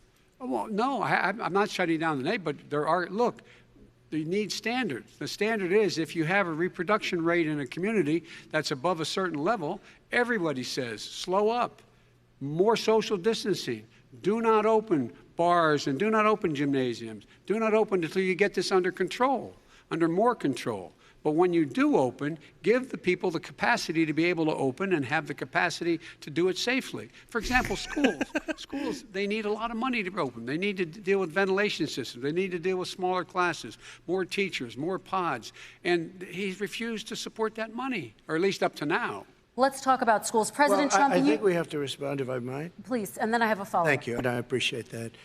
Look, all he does is talk about shutdowns, but forget about him. His Democrat governors, Cuomo in New York, you look at what's going on in California, you look at Pennsylvania, North Carolina, Democrats all, they're shut down so tight, and they're dying. They're dying. And he supports all these people. All he talks about is shutdowns. No, we're not going to shut down, and we have to open our schools. And it's like, as an example, I have a young son. He also tested positive. By the time I spoke to the doctor the second time, he was fine. It just went away. Young people, I guess it's their immune system. Let me follow up with you, President Trump. You've demanded schools open in person and insist they can do it safely. Has anybody seen Melania lately? Is she okay? The latest city to move its public school system entirely online after a coronavirus spike. What is your message to parents who worry that sending their children to school will endanger not only their kids, but also their teachers and families? I want to open the schools. The transmittal rate to the... I mean, as I pointed out, they did tell Trump to be nice. We have to open our country. That he did not come across well at all last time. We can't keep this country closed. This is a massive... But now he's getting Trumpier and Trumpier the more we get into this. People are losing their jobs. They're committing suicide. There's depression, alcohol, drugs at a level that nobody's ever seen before. There's abuse, tremendous abuse. We have to open our country. You know, I've said it often. The cure cannot be worse than the problem itself. And that's what's happening. And he wants to close down. He'll close down the country if one person in our massive bureaucracy says we should close it down. Vice President Biden, your response. Simply not true. We ought to be able to walk and chew gum at the same time. We ought to be able to safely open, but they need resources to open. You need to be able to, for example, if you're going to open a business, have social distancing within the business. You need to have, if you have a restaurant, you need to have plexiglass dividers so people cannot infect one another. You need to be in a position where you can take testing rapidly and know whether a person is in fact infected. You need to be able to trace. You need to be able to provide all the resources that are needed to do this. And that is not inconsistent with saying that we're going to make sure that we can open safely. And by the way, all you teachers out there, not that many of you are going to die, so don't worry about it. So don't worry about it. Come on. President Trump, let me follow up with you quickly. By the way, I will say this. If you go and look at what's happened to New York, it's a ghost town. It's a ghost town. And when you talk about... I wish he hadn't have said that way, because I feel like the Trump campaign is going to edit it. Putting a plexiglass is unbelievably expensive, and it's not the answer. I mean, you're going to sit there in a cubicle wrapped around with plastic. Why not? These are businesses that are dying, Joe. You can't do that to people. You just can't. Take a look at New York and what's happened to my... Well, what about humans that are dying? For so many years, I loved it. It was vibrant. It's dying. Everyone's leaving New York. Take a look at what New York has done in terms of turning the curve down in terms of the number of people dying. And I don't look at this in terms of the way he does. Blue states and red states. They're all the United States. And look at the states that are having such a spike in the coronavirus. They're the red states. They're the states in the Midwest. They're the states in the upper Midwest. That's where the spike is occurring significantly. But they're all Americans. They're all Americans. And what we have to do is say, wear these masks, number one. Make sure we get the help that the businesses need that has... I don't know about you guys, but I feel cool when I go out in my mask. It's been out there since the beginning of the summer, and nothing's happened. I don't have a neat design or anything. I just have surgical masks. But 11,000 people in nursing homes. President Trump, what when about... you say spike, I feel all Bane when I go out. What's happening in Pennsylvania, where they've had it closed? Take a look at what's happening with your friend in Michigan, where her husband's the only one allowed to do anything. It's been like a prison. Now it was just ruled unconstitutional. Take a look at North Carolina. They're having spikes, and they've been closed. And they're getting killed financially. We can't let that happen, Joe. You can't let that happen. We have to open up. And we understand the disease. We have to protect our seniors. Now notice the states that he mentions throughout this. North Carolina, Michigan, those are very important to his reelection. The best testing in the world by far. That's why we have so many cases. Let me follow up with I understand why you hate masks. You have to wear them a lot You more. called Dr. Anthony Fauci the nation's best Or did at one point in time. expert, quote, a disaster. You described him and other medical experts as, quote, idiots. But to go out to the store for 30, 45 minutes, a couple hours. I'm listening to all of them, including Anthony. I get along very well. No big deal. Anthony, but he did say, don't wear masks. He did say, as you know, this is not going to be a problem. I think he's a Democrat, but that's okay. He said this is not going to be a problem. We are not going to have a problem at all. When Joe says that, I said, Anthony Fauci said, and others, and many others, and I'm not knocking him a lot. Nobody knew. Look, nobody knew what this He's thing absolutely was, knocking him. where it was coming from, what it was. We've learned a lot. But Anthony said, don't wear masks. Now he wants to wear masks. Anthony also said, if you look back, exact words, here's his exact words. This is no problem. This is going to go away soon. So he's allowed to make mistakes. He happens to be a good person. Vice President Biden, your response quickly, and then we're Wow, I've never heard Trump say anything like that. Think about what the president knew in January and didn't tell the American people. He was told this. Has Trump ever called anybody a good person besides neo-Nazis and much worse pedophiles? He went on record and said to one of your colleagues, recorded, that in fact he knew how dangerous it was, but he didn't want to tell us. He didn't want to tell us because he didn't want us to panic. He didn't want us. Americans don't panic. He panicked. But guess what? In the meantime, we found out in the New York Times the other day that, in fact, his folks went to Wall Street and said this is a really dangerous thing. And a memo out of that meeting, not from his administration, but from some of the brokers, said sell short because we got to get moving. It's a dangerous problem. Well, this is I'm going to give you 30 seconds to respond, and then we're going to move on. I believe that. Wall Street. You're the one that takes all the money from Wall Street. I don't take it. I have. You have raised a lot of money, tremendous amounts of money. And every time you raise money, deals are made, Joe. I could raise so much more money as president and as somebody that knows most of those people. He has not raised more money. Wall Street, the heads of every company in America, I would blow away every record, but I don't want to do that because it puts me in a bad position. And then you bring up Wall Street. You shouldn't be bringing up Wall Street because you're the one that takes the money from Wall Street, not me. I could blow away your records that, like you wouldn't believe. We don't need money. We have plenty of money. In fact, we beat No, they don't. They're broke. a tiny fraction of the money that she was able. All right, gentlemen, we're going to move on. Don't tell me about Wall Street. Average contribution, $43. All right, we're going to move on to our next section, which is national security. And I do want to start with the security of our elections and some breaking news from overnight. Just last night, top intelligence officials confirmed again that both Russia and Iran are working to influence this election.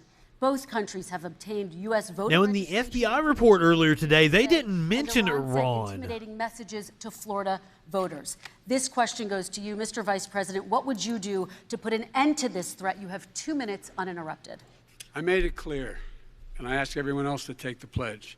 I made it clear that any country, no matter who it is, that interferes in American elections will pay a price. They will pay a price.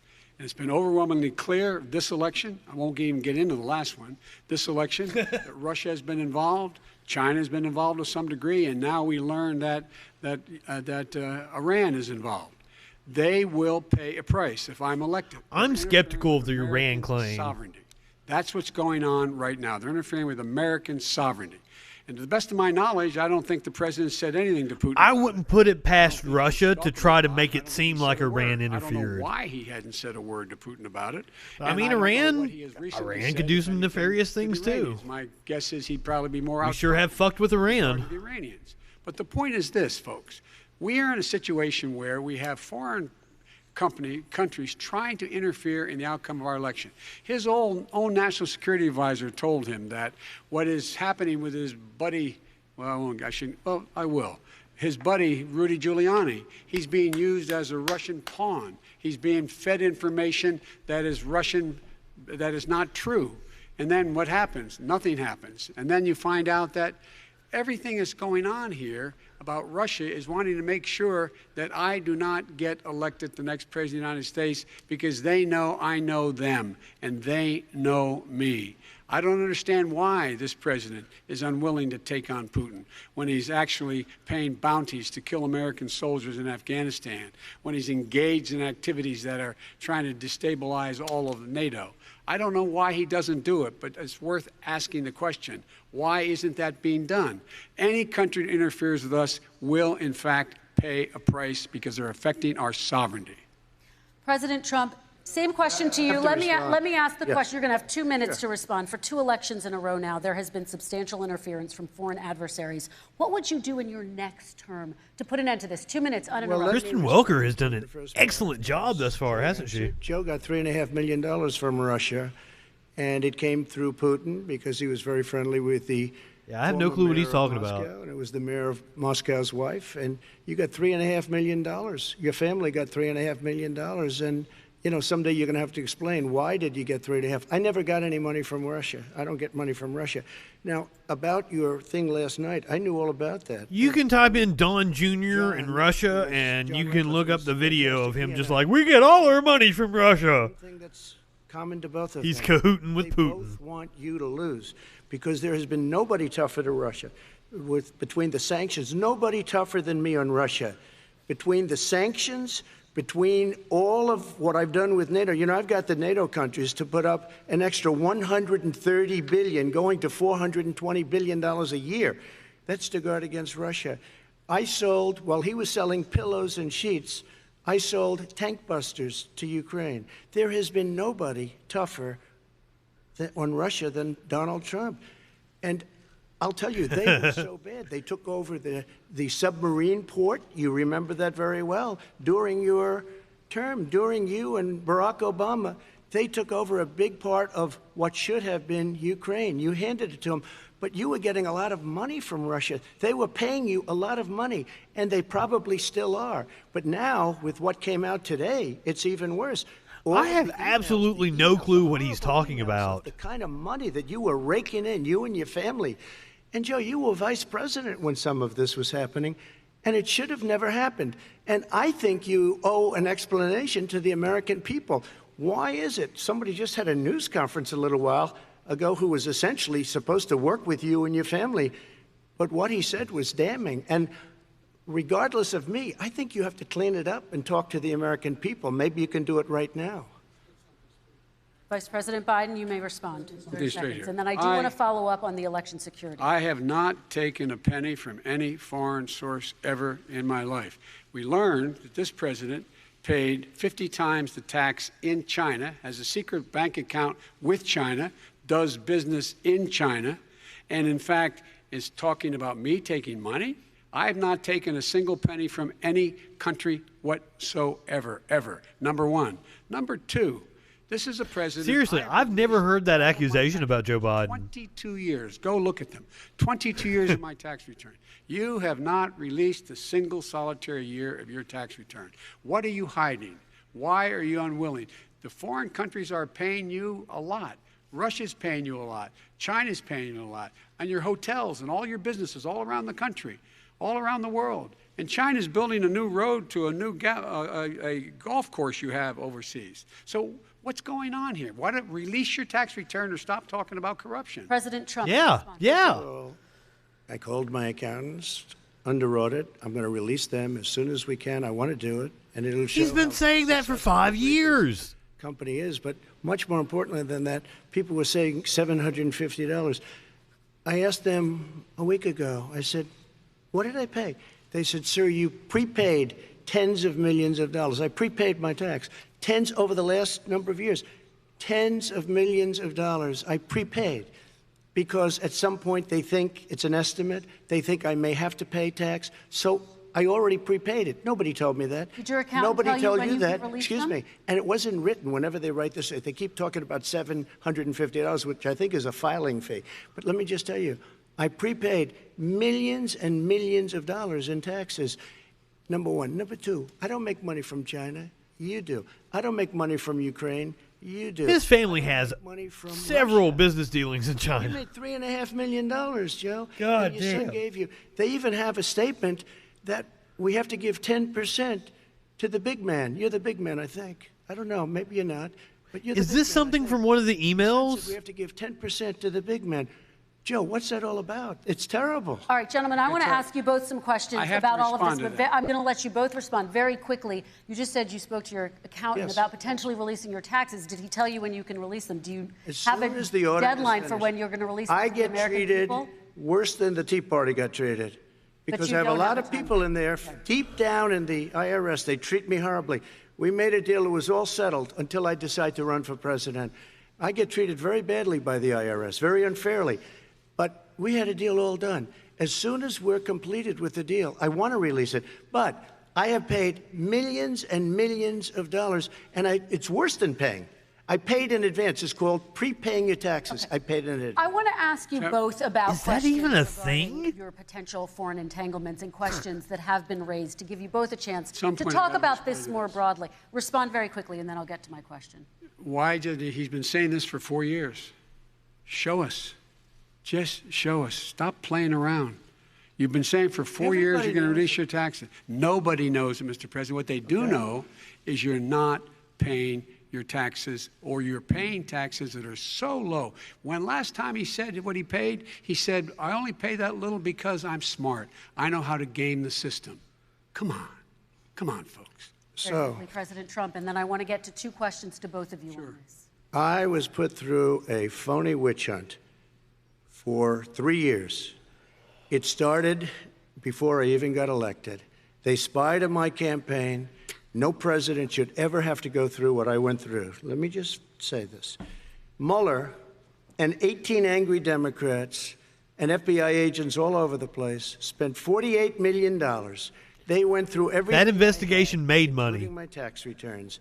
And they found absolutely no collusion and nothing wrong. $48 million. I guarantee you, if I spent $1 million on you, Joe, I could find plenty wrong. Because the kind of things that you've done, and this is the Mueller report right here. Your family has taken. I mean, your brother. That Russia's two principal interference operations in 2016, the social media campaign and hacking and dumping operations, violated criminal law. Numerous links between individuals with ties to the Russian government and individuals associated with the Trump campaign. All right, gentlemen, let me just ask. Not sufficient for criminal charges. The investigation established several individuals affiliated with the Trump campaign lied to the office and to Congress. Company when you were vice president, in retrospect, was anything about those relationships inappropriate or unethical? Nothing was unethical. Here's what the deal. With regard to Ukraine, we had this whole question about whether or not, because he was on the board, I later learned of a Burisma, a company, that somehow I had done something wrong. Yet every single solitary person, when he was going through his impeachment, testifying under oath who worked for him, said, I did my job impeccably. I carried out U.S. policy. Not one single solitary thing was out of line. Not a single thing, number one.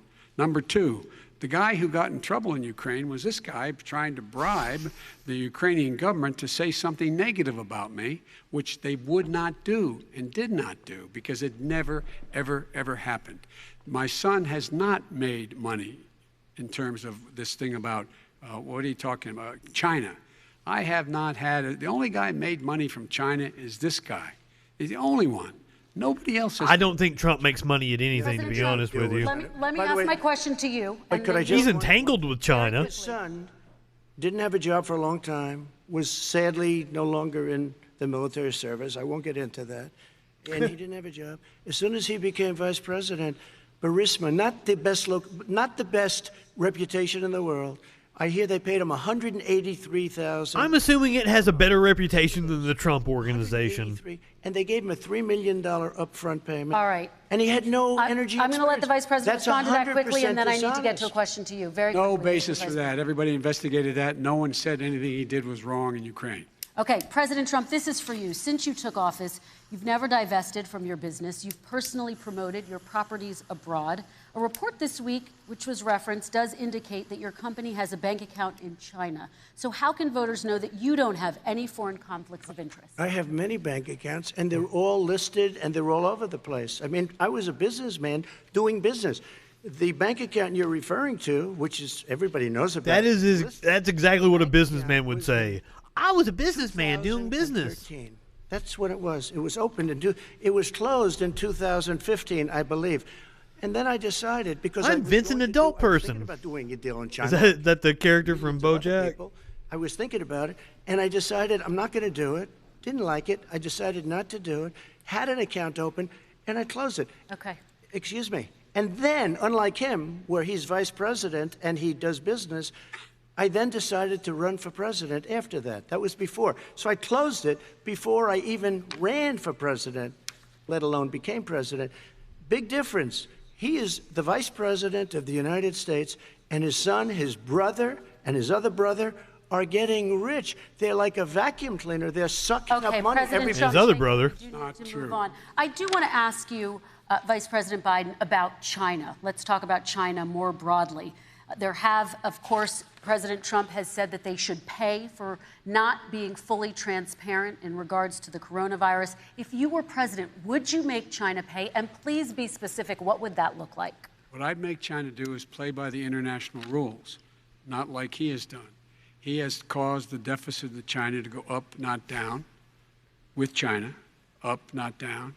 We are making sure that in order to do business in China, you have to give all your intellectual property. You have to have a partner in China. It's 51%.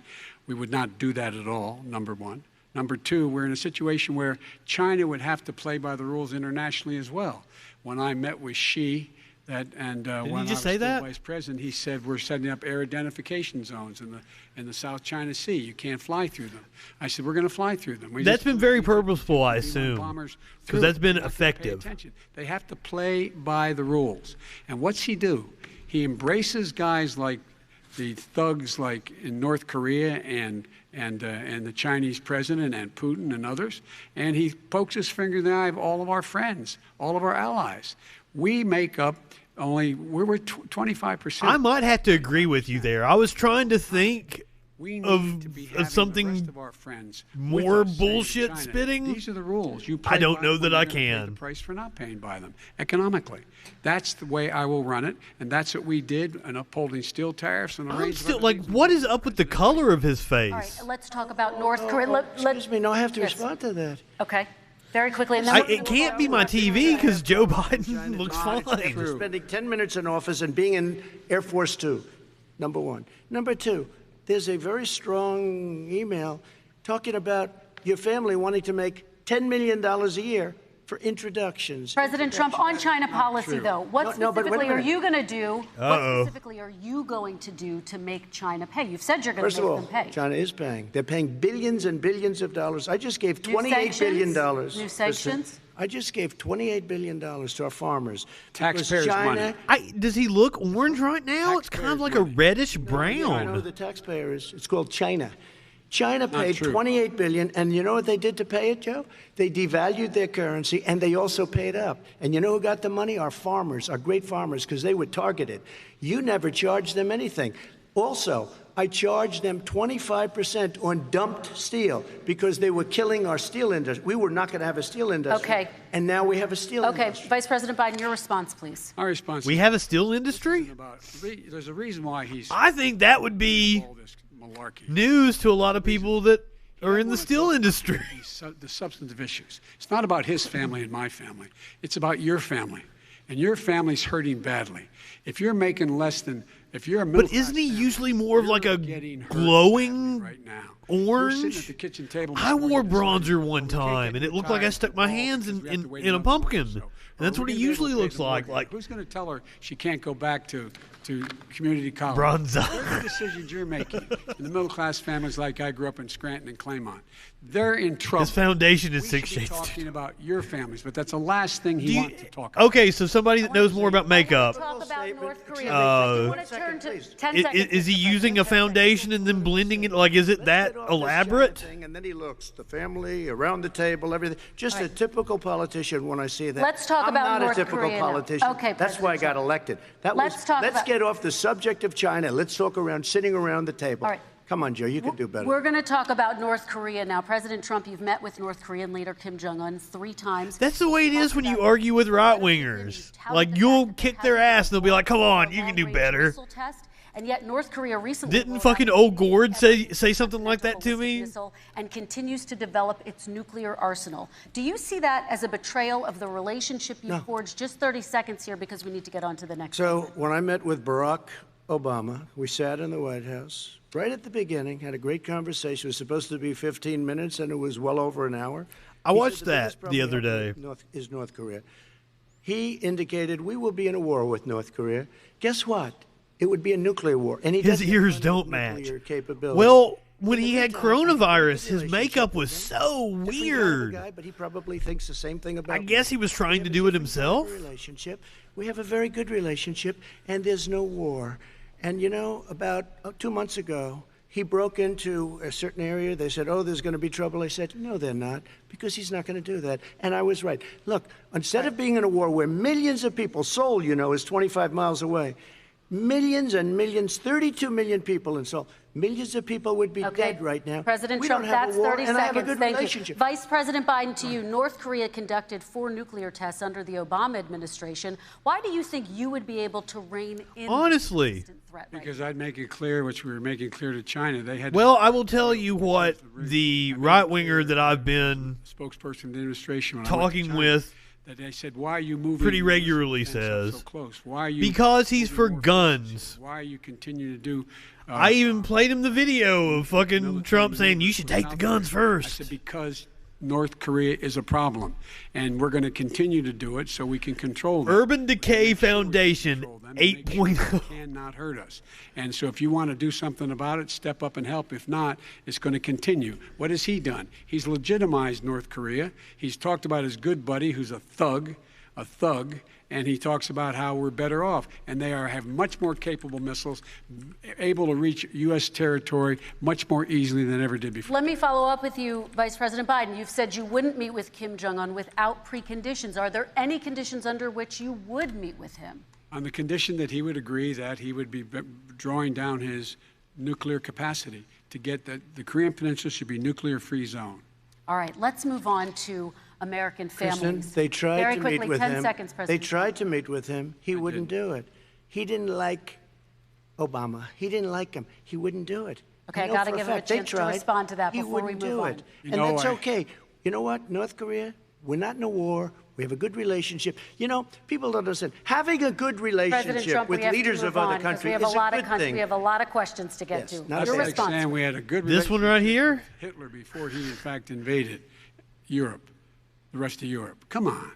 The reason he would not meet with President Obama is because President Obama said, we're going to talk about denuclearization. We're not going to legitimize you, and we're going to continue to put stronger and stronger sanctions on you. That's why he wouldn't meet with us. All right, let's move on. Let's move on and talk about American families. He left me a mess, Kristen. President Trump, okay, we do need to move on. They left me a mess. North Korea was a mess. And in fact, if you remember the first 2 or 3 months, there was a very dangerous period in my first 3 months before we sort of worked things out a little bit. Okay. There was a they left us a mess. Before they started sucking each other's dicks. The first to say it was the single biggest problem. Joe's position on guns is no different than Ronald Reagan. One of the issues that's most important but yet, health care. Every right-winger will tell me he's radical. Court Justice Amy Coney Barrett, and health care is at the center of her confirmation fight. Over 20 million Americans get their health insurance through the Affordable Care Act. Those that can afford to have. And your administration, Mr. President, is remember, kids, shoot up drugs, not schools. The Supreme Court does overturn that law. Those 20 million Americans could lose their health insurance almost overnight. So what would you do if those people have their health insurance taken away? You have 2 minutes uninterrupted. Sure. First of all, I've already done something that nobody thought was possible. Through the legislature, I terminated the individual... He's done several things I thought weren't possible. ...part of Obamacare, as we call it. The individual mandate where you have to pay a fortune for the privilege of not having to pay for bad health insurance. I terminated. It's gone. Now it's in court because Obamacare is no good. But then I made a decision. Run it as well as you can to my people, great people. Run it as well as you can. I could have gone the other route and made everybody very unhappy. They ran it. Premiums are down. Everything's down. Here's the problem. It should be to right-wingers. What we'd like to do is... It should be to the people that I'm trying to convince. I don't know that it's going to work. If we don't win, we will have to run it, and we'll have Obama. Somebody that voted for George W. Bush, voted for Bill Clinton, that kind of individual mandate. That kind of person should will always stay. What I would like be to on the side of Joe Biden. Much better health care, much better. Will always protect people with pre-existing. So I'd like to terminate Obamacare, come up with a brand new, beautiful health care. The Democrats will do it because there'll be tremendous pressure on them, and we might even have the House by that time. And I think I've been contemplating moving to Europe. But come up with a better health care, always protecting people with pre-existing conditions. And one thing very important, we have 180 million people out there that have great private health care. Really?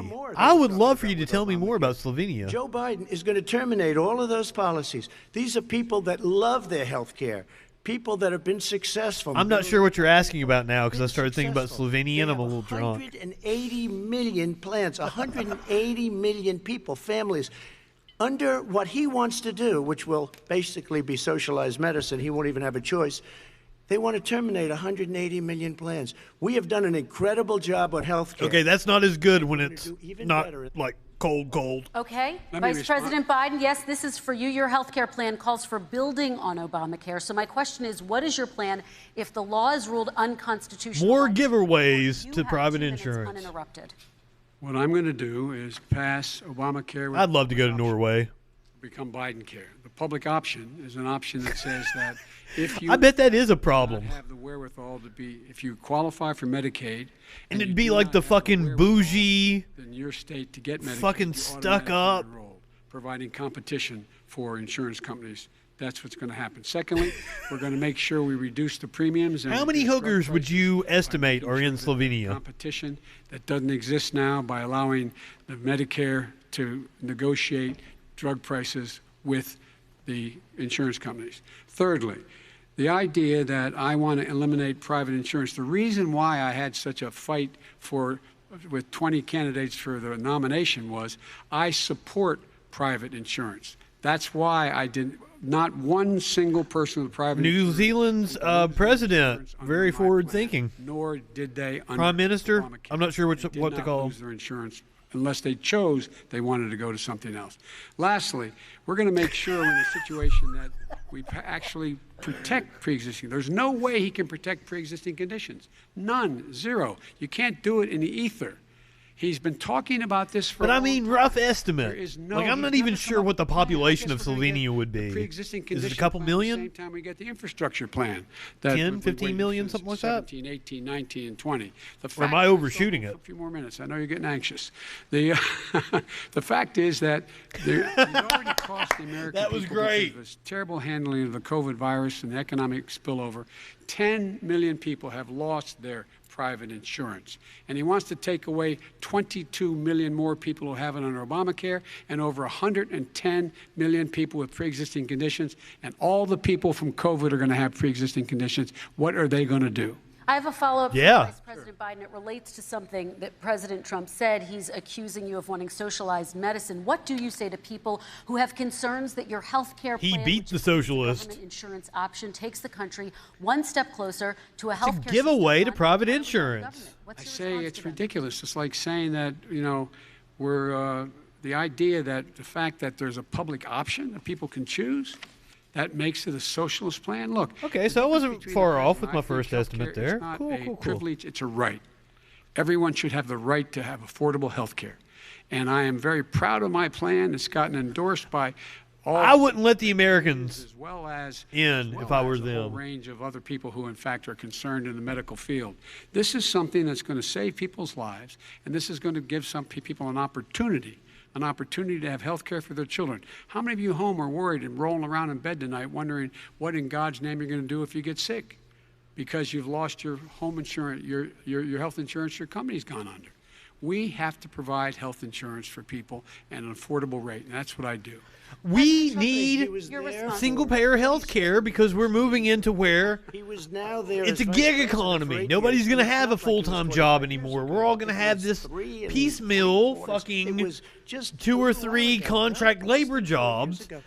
And an employee-based health insurance just isn't, employer-based health insurance isn't feasible. Is more liberal than Bernie Sanders and wants it even more. Bernie Sanders wants it. After all you've seen from America, you guys are still welcoming. With fracking, we're not going to have fracking. We're going to stop fracking. We're going to stop fracking. Then he goes to Pennsylvania after he gets a nomination where he got very lucky to get it. And he goes to Pennsylvania and he says, oh, we're going to have fracking. And you never ask that question. And by the way, so far, I respect very much the way you're handling this, I have to say. By the way. But somebody should ask the question. You can ask he goes for a year. There will be no fracking. This is the politest Trump has ever been? We're going to get to It's the same thing with socialized medicine. I have to respond. Vice President, your response, please. My response is people deserve to have affordable health care, period. Period.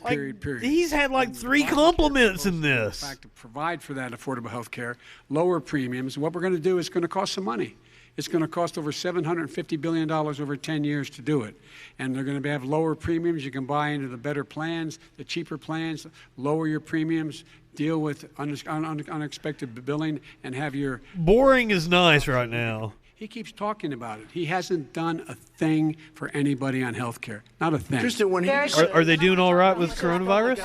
He's talking about socialized medicine and and health care. When he talks about a public option, he's talking about destroying your Medicare, totally destroying, and destroying your Social Security.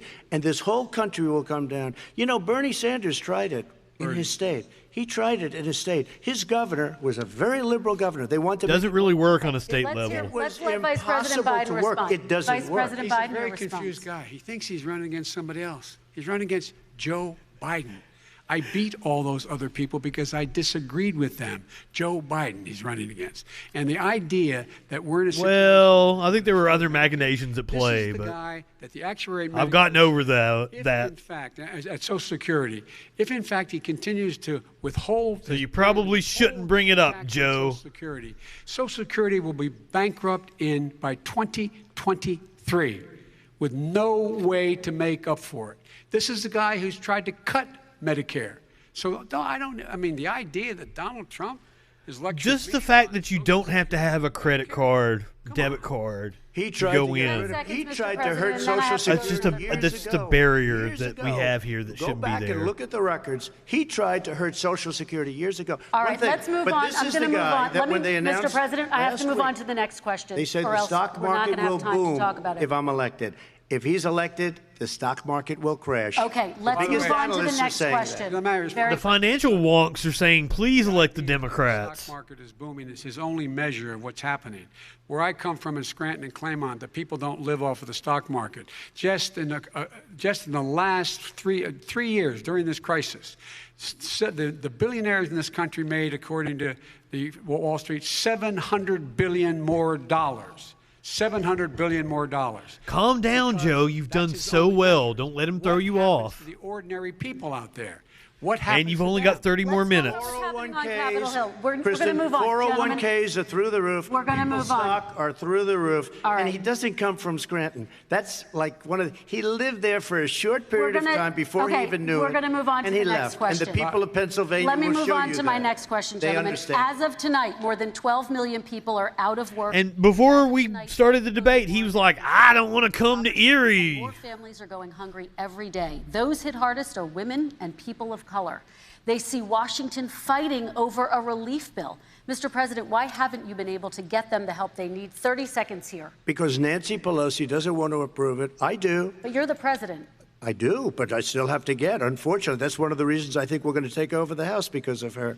Nancy Pelosi doesn't want to approve it because she'd love to have some victories on a date. That is not going to happen. Nancy Pelosi does not want to approve it. We are ready, willing, and able to do something. Don't forget, we've already approved 3 plans, and it's gone through, including the Democrats, in all fairness. I think I saw the odds of the Democrats pulling a clean sweep are 70% right now.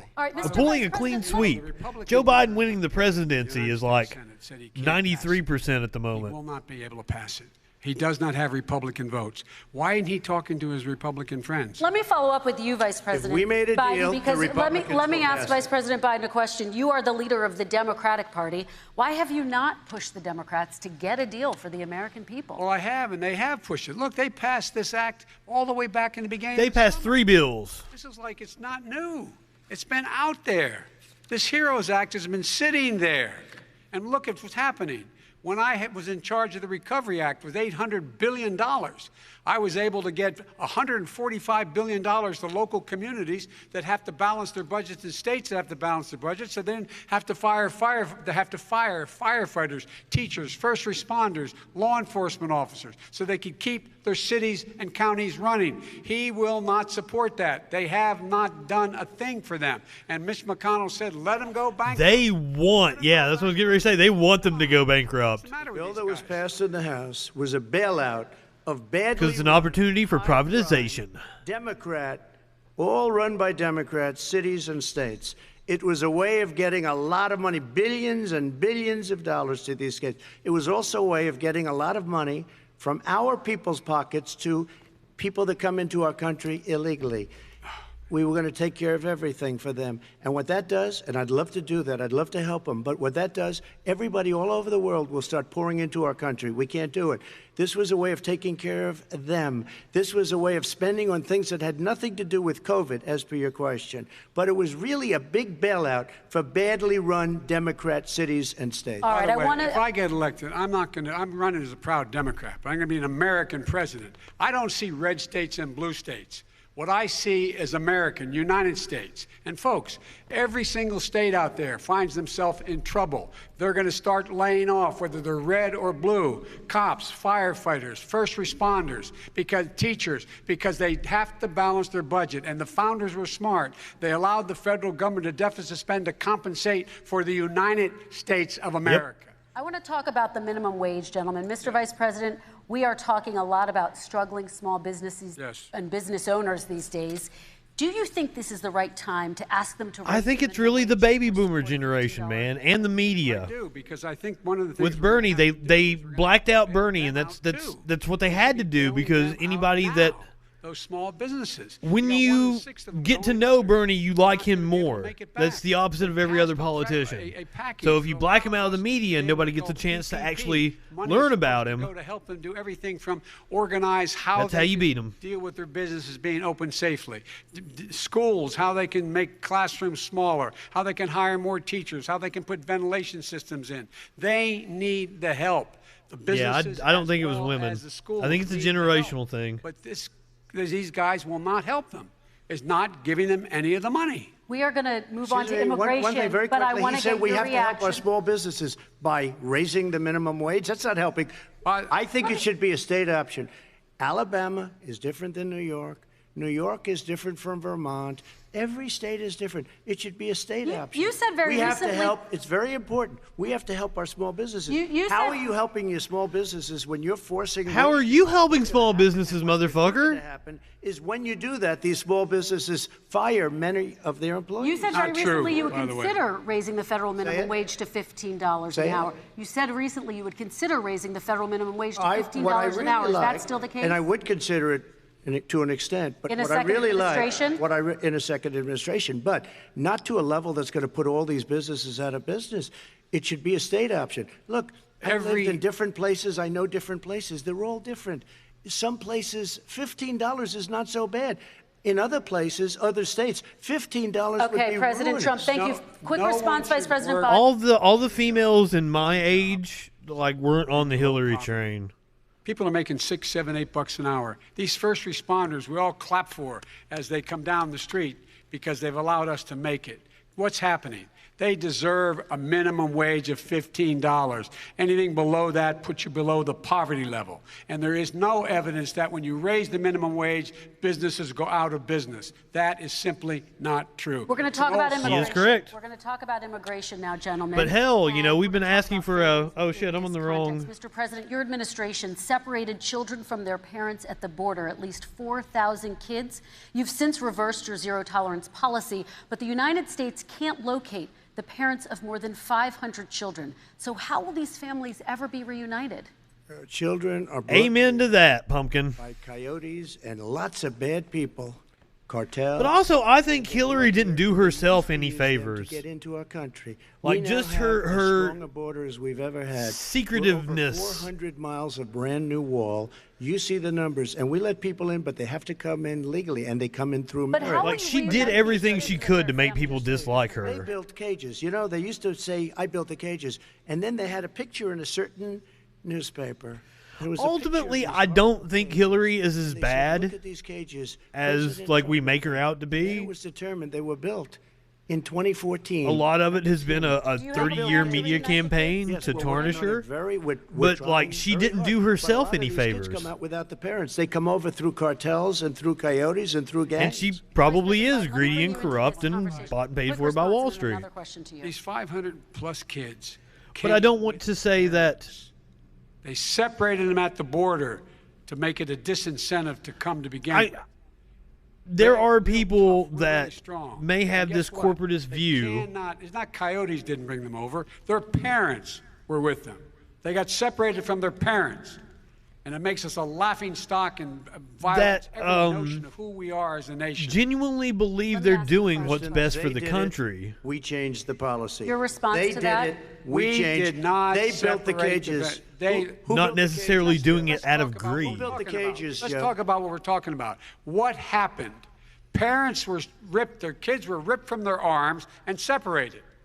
And now they cannot find over 500 of sets of those parents, and those kids are alone. Nowhere to go. Nowhere to go. It's Here.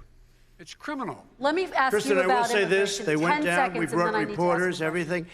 They are so well taken care of. They're in 40 facilities. years of neoliberal Reaganomics bullshit One question. caused this clusterfuck. And Biden isn't going to Let fix me it. ask about your immigration policy, Mr. Vice President. The Obama administration. My generation has to fucking take over. That's all there is to it. During the And we have come so close to taking over the Democratic Party the last two cycles. We're going to do it next time. Overhaul now. Because we made a mistake. It took too long to get it right. It took too long to get it right. I'll be president of the United States, not vice president of the United States. And the fact is, I've made it very clear. Within 100 days, I'm going to send to the United States Congress a pathway to citizenship for over 11 million undocumented people. And all of those so-called dreamers, those DACA kids, they're going to be immediately certified again to be able to stay in this country. I've got cat ass in my face. The idea that they are being sent home by this guy and they want to do that is they've gone to a country they've never seen before. I can imagine you're 5 years old. She was very isolated. The Rio Grande River, and She kept a very and it's illegal. And you say, "Oh, no, Mom, walled-off leave me here. I'm persona. gonna go with you." They've been here. Many of them are model citizens. Over 20,000. It works 60% of the time, 90% of the time. Care of people Was that this it? crisis. We owe them. We owe them. Kristen, he had 8 years to do what he said he was going to do. And I've changed without having a specific. We got rid of catch and release. We got rid of a lot of horrible things that they put in and that they lived with. But he had 8 years. He was. Now, here's a position that I've come to adopt is that, like, we're not voting for Joe Biden. We're voting for a party that we have more sway in. If in fact you had a family, well, at least that's the way I look at it. they were arrested. Because fuck, I would never vote for Joe Biden, but it's about who I have more influence with. And I actually like the organizations I belong to and can lobby have more sway with Biden. So it would be stupid of me not to go and do everything I can in order to get that party elected.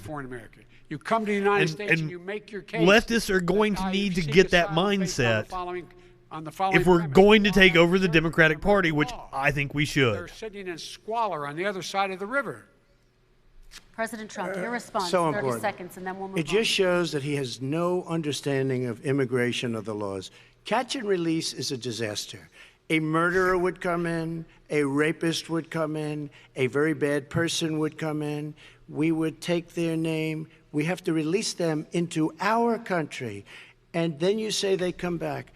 Less than 1% of the people come back. We have to send ICE out. That was absolutely not true. We would say, come back in 2 years, 3 years. We're going to give you a court case. You need. I think it's like 1% didn't show up. When you say it they was come back, astronomically low. They never come back.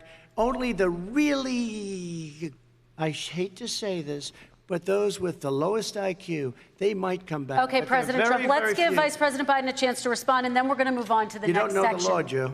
Vice President Biden, your response. Know the law, what he's telling you is simply not true. He spent fucking 40 years writing the fucking laws. But we don't have to worry about it. You're a game show host. Let's move on to the next and you have section. 525 kids not knowing where in God's name they're going to be and lost their parents. Go ahead. All right. Let's talk about our next section, which Holy is shit, I got a race in cat fight America. going on my And desk. I want to talk about the way black and brown Americans experience race in this country. Part of that experience is something called the talk. It happens regardless of class and income. Parents who feel they have no choice but to prepare their children for the chance that they could be targeted, including by the police, for no reason other than the color of their skin.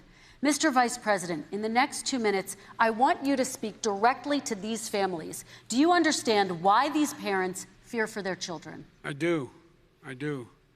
You know, my daughter is a social worker, and she's written a lot about this. I didn't know he had a daughter. From the University of Pennsylvania in social work. And you know, one of the reasons why I ended up working on the east side of Wilmington, Delaware, which is 90% African American, was to learn more about what was going on. I never had to tell my daughter, if she's pulled over, make sure she puts, for a traffic stop, put both hands on top of the wheel and don't reach for the glove box because someone may shoot you. But a black parent, no matter how wealthy or how poor they are, has to teach their child, when you're walking down the street, don't have a hoodie on when you go across the street. Making sure that you, in fact, yeah, thanks, Obama. Get pulled over.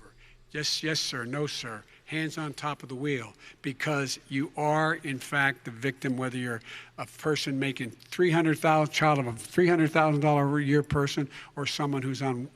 But just getting Trump out doesn't fix anything. There is institutional racism. And if we have always said, go back to not paying attention after Biden gets elected, all men and women are created equal. We're in for a much worse Trump in 2024. Never ever lived up to, but we've all constantly been moving the needle further and further to inclusion. Because there's no way the Republican Party is going to get introspective with this loss. Do that anymore. We have to provide for economic opportunity. They're already jumping ship. The sane Republicans are trying to get jobs in the Biden administration. Opportunity to borrow money. Or going to get lobbying jobs. All the things we can do, and I've laid out a clear plan as to how. All that's going to be left in the Republican Party after this next cycle or two is going to be the whack jobs. So we absolutely cannot let them take the mantle of government again. Trump, Same question to you, and let me remind you of the question. I would like you to speak directly to these families. Do you understand why these parents fear for their children? Yes, I do. Oh, this should be good. He's been in government 47 years. He never did a thing except in 1994 when he did such harm to the black community. And they were called, and he called them super predators. And he said that. He said it, super predators. And they kept never living. How much you want to bet that if I was to look it up, the super predators, that Trump supported the 94 crime bill? Community than Donald Trump. And if you look, with the exception of Abraham Lincoln, possible exception, but the exception of Abraham Lincoln, damn nobody right, has done what I've done. Criminal justice reform. His campaign has done a very good job of keeping him on a message. I don't even think remember, like me pointing out that him bringing up Michigan, North Carolina. You had to see the arms I had to twist. Now this play for the black vote. It was not a pretty picture, and everybody knows it, including some very liberal people that cried in my office. They cried in the Oval Office. 2 weeks later, they're out saying, gee, we have to defeat him. Criminal justice reform, prison reform, opportunity zones with Tim Scott, a great senator from South Carolina. He came in with this incredible idea. Did he just say he had people come into his office and talk with him, and then they came out and were more adamant against him? The black and Hispanic communities, and then historically black colleges and universities. After 3 years of coming to the office, I love some of those guys. They were great. They came into the office, and they said, I said, what are you doing? After 3 years, I said, why do you keep coming back? Because we have no funding. I said, you don't have to come back every year. We have to come back because President Obama would never give them long-term funding, and I did. 10-year long-term funding, and I gave them more money than they asked for because they said, I think you need more. And I said, the only bad part about this is I may never see the president doesn't have the power to give anybody money. And they like me and I like them. But I saved it. Colleges and universities. Okay, and we're going to talk about both of your records, but your eat hot chip, snort Adderall, and lie. I never, ever said Come for blacks. what he accused me of saying. The fact of the matter is, in 2000, though, after the crime bill had been in the law for a while, this is the guy who said, the problem with the crime bill, there's not enough people in jail. There's not enough people in jail. And go on my website, get the quote, the date when he said it. Not enough people. He talked about marauding gangs, young gangs, and the people who were going to maraud. Central Park 5. This is a guy who in the Central Park 5, 5 innocent black kids, he continued to push for making sure that they got the death penalty. None of them were guilty of the crimes they were suggested. Look, and talk about granted, he did in fact let 20 people, he commuted 20 people's sentences. We commuted over 1,000 people's sentences. Over 1,000. The very law he's talking about is a law that, in fact, initiated by Barack Obama.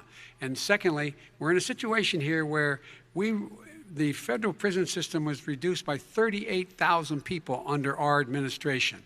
And one of these things we should be doing, there should be no minimum mandatory. I'd rather have Kamala than Biden. That's why I'm offering $20 billion to states to change their state laws to eliminate minimum mandatories and set up drug courts. No one should be going to jail. Do tell what kind of fast one he's going to pull on us. They should be going to rehabilitation, not to jail. We should fundamentally change the system, and that's what I'm going to do. But why didn't he do it 4 years ago?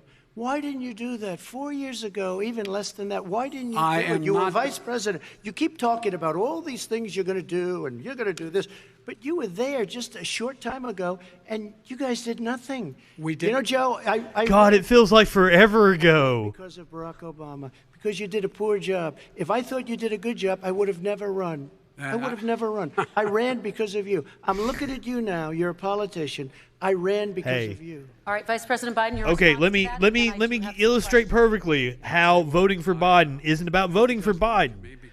If Biden wins, if the Democrats take the Senate, you know my character. Bernie becomes the chairman of the banking committee. I am anxious to have this race. That fundamentally changes our lives.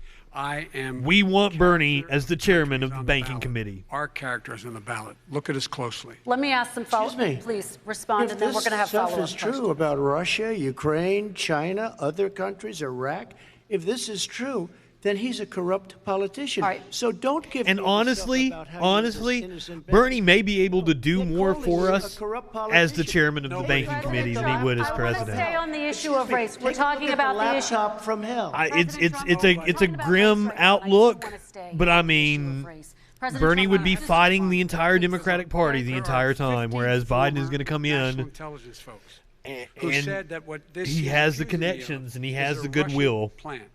They have said that this has all the five former heads of the CIA, both parties, say what he's saying is a bunch of garbage.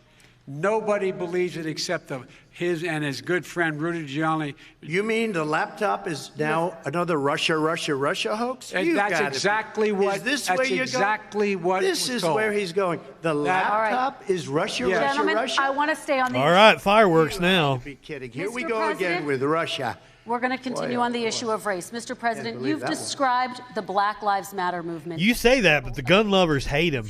That's why I said I kept making the comparison between Reagan, because I'm trying to win them over. Because that's the issue that they keep going back to. Should be fired. What do you say to Americans who say that kind of language from a president is contributing to a climate of hate and racial strife? Well, you have to understand, the first time I ever heard of Black Lives Matter, they were chanting pigs in a blanket, talking about police. Pigs. Pigs, talking about our police.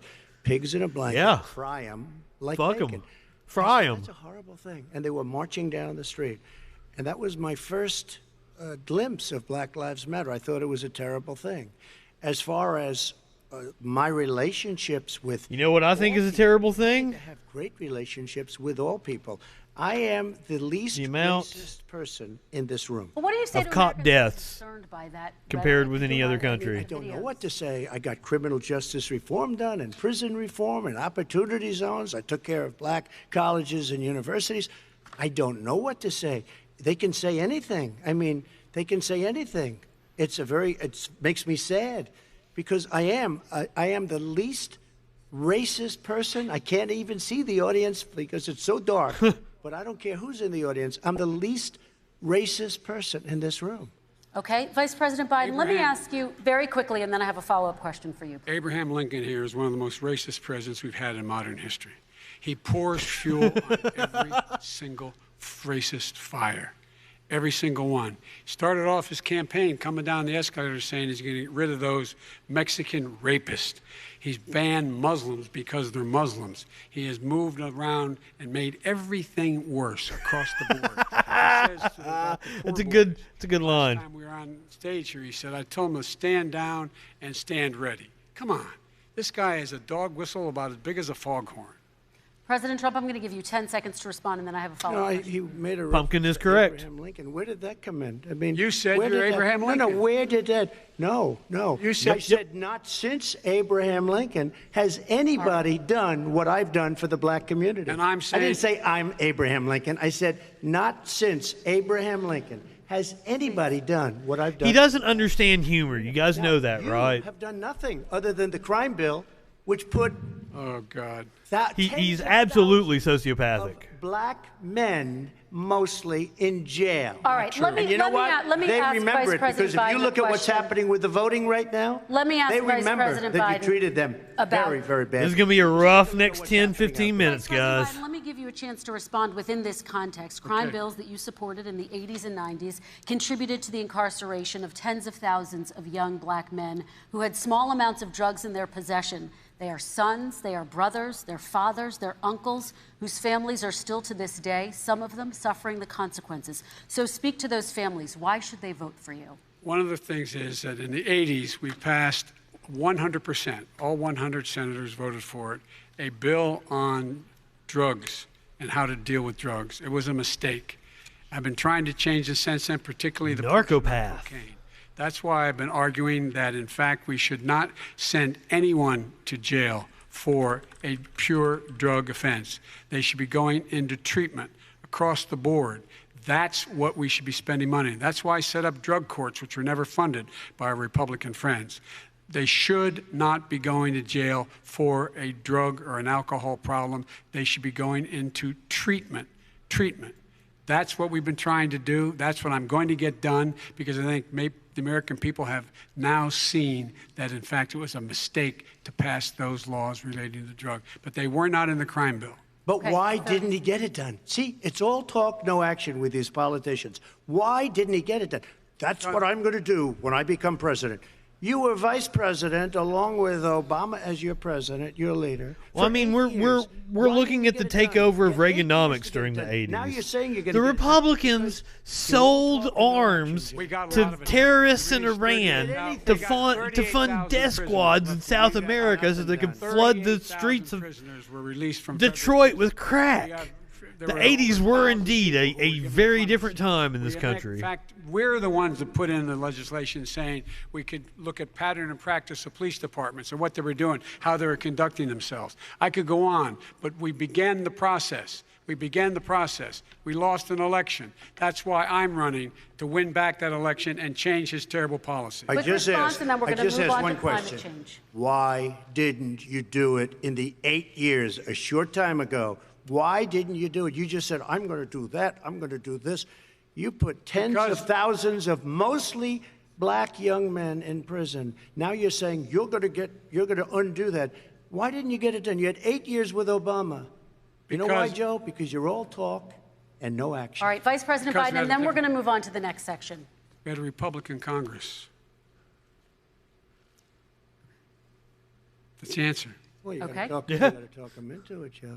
All right. Sometimes you got to talk them into it. We're going to move on to our next section. Like I did with criminal justice. Oh, yeah. The Republican Congress during Obama could have been talked into something. So we got climate change, please.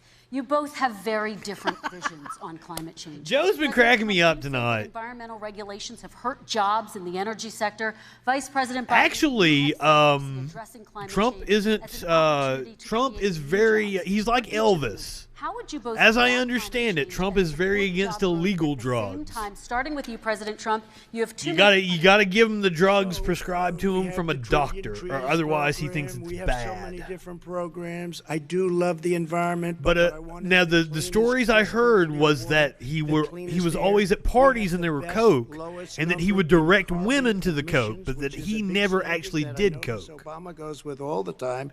Not Joe. I haven't heard Joe use the term because I'm not sure he knows what it represents or means, but I have heard Obama use it. And we have the best carbon emission numbers that we've had in 35 years under this administration. We are working so well with industry, but here's what we can't do. I don't think that's true. How filthy it is. But I mean, like, well, I'm fact-checking Trump. Like, what the fuck? India. It's filthy. The air is filthy.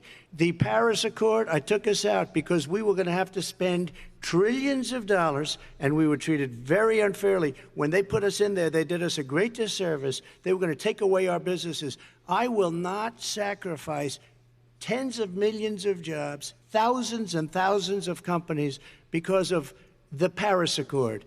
It was so unfair. China doesn't kick in until 2030. Russia goes back to a low standard, and we kicked in right away. It would have destroyed our businesses. So, you ready? We have done an incredible job environmentally. We have the cleanest air, the cleanest water, and the best carbon emission standards that we've seen in many, many years. Vice President And we Biden. haven't destroyed our industries. Vice President Biden, 2 minutes. Yeah, yes. None of that is true. Climate change, None of it. Climate warming, global warming is an existential threat to humanity. We have a moral obligation to deal with it. And we're told by all He was a the hack, scientists in an the world, absolute hack. we don't have much time. We're going to pass the point of no return within the next 8 to 10 years. 4 more years of this man eliminating all the regulations that were put in by us to clean up the climate, to limit eliminate. As if the Obama administration really did anything. We're going to be in real trouble. Here's where we have a great opportunity. I was able to get both all the environmental organizations as well as labor, the people worried about jobs, to support my climate plan.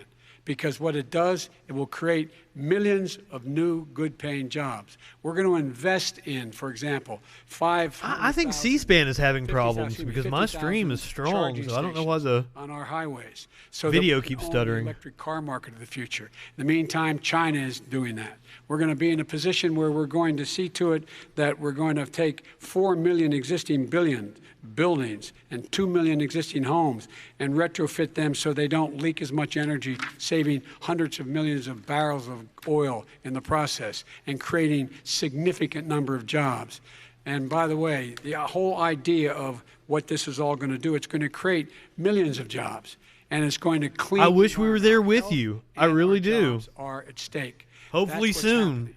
And what right now, by the way, because the U.S. should be leading the fucking world in that shit. My plan will, in fact, create 18.6 million jobs. And I want to see us get equipped for high-speed rail. And I'll create $1 trillion more in economic growth than his proposal does. Not on climate, just on the economy. President Trump, you're Today came out and said very strongly, $6,500 will be taken away from families under his plan, that his plan is an economic disaster. If you look at what he wants to do, you know, if you look at his plan, his environmental plan, you know who developed it? AOC plus 3. They know nothing about the climate. I fucking wish. But she knows nothing about the climate, and they're all hopping through hoops for AOC plus 3. Look, their real plan costs $100 trillion.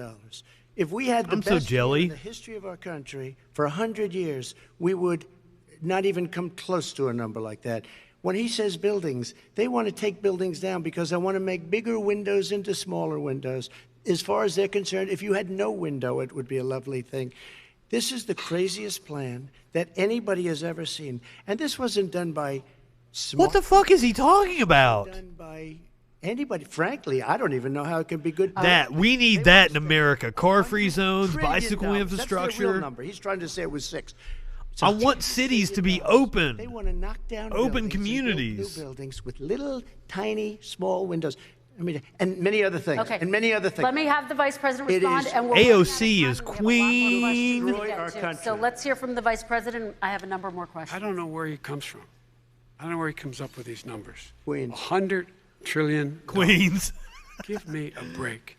This plan was, plan is endorsed by every major environmental group and every labor group. Labor, because they know the future lies. The future lies in us being able to breathe, and they know there are good jobs in getting us there. And by the way, the fastest growing industry in America is solar energy and wind. He thinks wind causes cancer, windmills. It's the fastest growing jobs. And they pay good prevailing wages, $45, $50 an hour. But that was easy red meat that the president, because the president ultimately doesn't have that much stuff that he can do. Excuse me. Please respond. And then like I was talking earlier, he was talking about giving money to people. The president doesn't have that power. He's full of shit. Congress is the one that gives money to people. War over because we needed their energy. We are energy independent. I know more about wind than you do. It's so pulling out of a foreign treaty is the only real power that a president has. That was easy red meat. And the for the dumb, because the same people that love guns hate the EPA for some reason. Make these massive windmills is more than anything that we're talking about with natural gas, which is very clean. One other thing. Find me a scientist who said that. I love solar, but solar doesn't quite have it yet. It's not powerful yet to really run our big, beautiful factories that we need to compete with the world. So it's all a pipe dream. But you know what we'll do? We're going to have the greatest economy in the world. But if you want to kill the economy, get rid of your oil industry. You want the windmills, like birds do go into the windmills and get. Never said. And it is a problem, like for repair and stuff, and for the bird population. Show the tape. Put it on your website. I'll put it on. Put it on the website. The fact of the matter is, he's flat lying. Would you rule out banning fracking? I do rule out banning fracking because the answer we need other industries to transition to get to ultimately a complete zero emissions by 2025. What I will do with fracking over time is make sure that we can capture the emissions from the fracking, capture the emissions from gas. We can do that, and we can do that by investing money in doing it. But it's a transition to that. I have one more question in this pot, and then we have. He was against fracking. He said it. I will show that to you tomorrow. I am against fracking. Until he got the nomination, went to Pennsylvania, then he said, but you know what, Pennsylvania? He'll be against it very soon because his party is totally against it. Fracking on federal land, I said. No fracking. Fracking is bad. Let me ask this final question in this section, and then I want to move on to our final section. President Trump, people of color are much more likely to I live wish in I had oil some refineries tacos. and chemical plants. In Texas, there are families who worry the plants near them are making them sick. Your administration has rolled back regulations on these kinds of facilities. Just Why like should these Lincoln. families give you another 4 years in office? The families that we're talking about are employed heavily, and they're making a lot of money, more money than they've ever made. If you look at the kind of numbers that we produce for Hispanic, for Black, for Asian, it's 9 times greater, the percentage gain, than it was under, in 3 years, than it was under 8 years of the 2 of them, to put it nicely. Both of these old men are getting tired, aren't they? Somebody lives, I have not. They both need their blankets and to be put to bed. But they're making a tremendous amount of money economically. We saved it. And I saved it again a number of months ago when oil was crashing because of the pandemic. Okay. We saved it. We got, say what you want about relationship, we got Saudi Arabia, Mexico, and Russia to cut back, way back. We saved our oil industry, and now it's very vibrant again. All right. And everybody has very inexpensive gasoline. Remember Vice President Biden, your response, and then we're going to have a final question for both of you. People have inexpensive gas because demand has been going down because of the pandemic. They live near chemical plants that, in fact, pollute. Chemical plants and oil plants and refineries that pollute. I used to live near that when I was growing up in Claymont, Delaware. And more oil refineries in Marcus Hook and the Delaware River than there is any place, including in Houston at the time. When my mom get in the car and when there was first frost to drive me to school, turn in the windshield wiper, there'd be oil slick in the window. That's why so many people in my state were dying and getting cancer. The fact is, those frontline communities, it doesn't matter. Absolutely. I know exactly what he's talking about because I'm from Cancer Alley. What do you do? And you impose restrictions on the coal mines all the way up into Pennsylvania. Those fence line communities. Okay, I have one final question. Would he close down the oil? Well, that too. Would you close down the oil industry? By the way, I would transition from the oil industry, yes. Oh, I will that's transition. a big statement. It is a big statement. That's a because big statement. I would stop. Why would you do that? Because the oil industry pollutes significantly. I see. Here's the deal. But That's you a can't big do statement. that. Well, if you let me finish the statement, because it has to. I don't know if the video is fucking up for you guys, but it's doing some crazy shit for me. Over time. And I'd stop giving to the oil industry. I'd stop giving them federal subsidies. He won't give federal subsidies to the gas. Excuse me. Now I have the phone number for C-SPAN, the independent line this time, pulled up, ready to go. We're going to try to get on. And that's maybe the biggest statement in terms of business. That's the biggest statement. Okay. Because basically what he's saying question, is he is Mr. going President. to destroy the oil industry. Okay. Will you remember that, Texas? Will you remember that, Pennsylvania, Oklahoma? Vice President Biden, let me give you 10 seconds to respond, and then Ohio. I have to get to the final question. Vice President Biden. He takes everything out of context. But the point is, look, we have to move toward. He just pulls everything out of his ass. The first place to do that by the year 2035. I'm going to. That's why I've already got it up. 2050 totally. All right. One Is he final gonna get question China to both to do of it? you. No, we're finished. Huh, We weird. have to move on to our final question. We No, have to I'm move going on to to our final rejoin Paris question. Accord and make China abide by what they agreed to. All right. That'll This cost you is $1 about trillion. leadership, gentlemen. And this first question does go to Kristen you. Welker is like, it was going so good for the first 45, 50 minutes. What will you say in your address to Americans who did not vote for you? You'll each have 1 minute, starting with you, Mr. We have to make our country totally successful as it was prior to the plague coming in from China. Now we're rebuilding it, and we're doing record numbers, 11.4 million jobs in a short period of time, etc. But I will tell you, go back. Before the plague came in, just before, I was getting calls from people that were not normally people that would call me. They wanted to Exactly. We had the best black unemployment numbers in the history of our country. Hispanic, women, Asian, People Thanks, with Obama. diplomas, with no diplomas, MIT graduates, #1 in the class. Everybody had the best numbers. And you know what? The other side wanted to get together. They wanted to unify. Success is going to bring us together.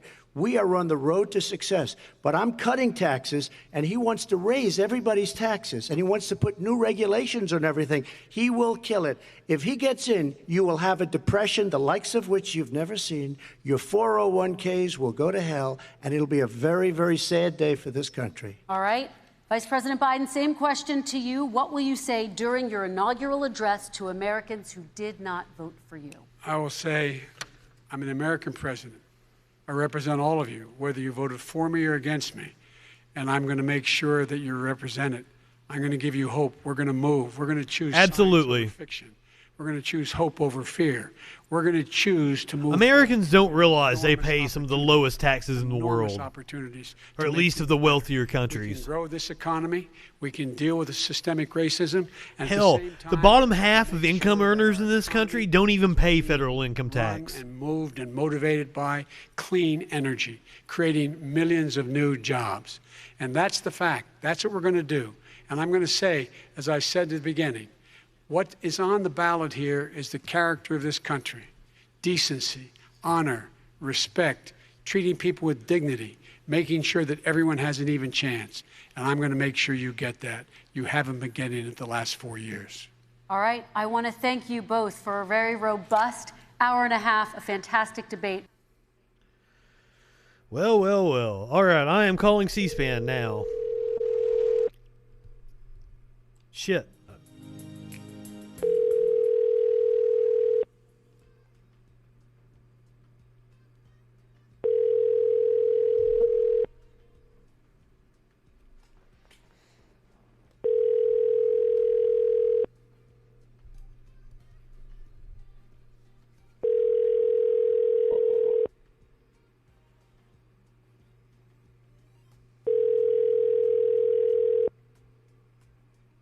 Maybe they aren't answering calls yet.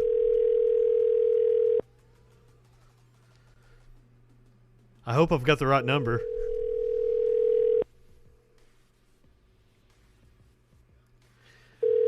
I think Biden came out strong. I think Trump being a little restrained early kind of lulled Biden into some false sense of security or something. And then Biden seemed kind of off towards the end. Like he was getting frustrated.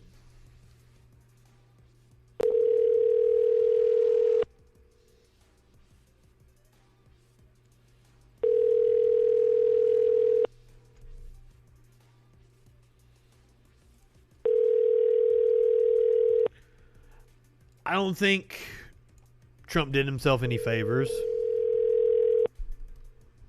It wasn't a disaster like it was last time.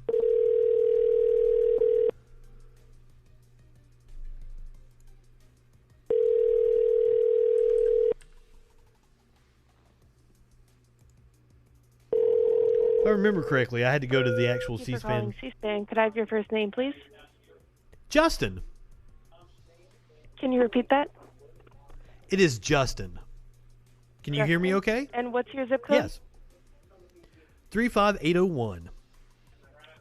3580. 1. And are you, do you need support neither candidate? I'm an independent leaning towards Biden. Okay. I'm going to put you on hold. When you hear your name and hometown, you'll be free to make your comment on air. All right, thank you.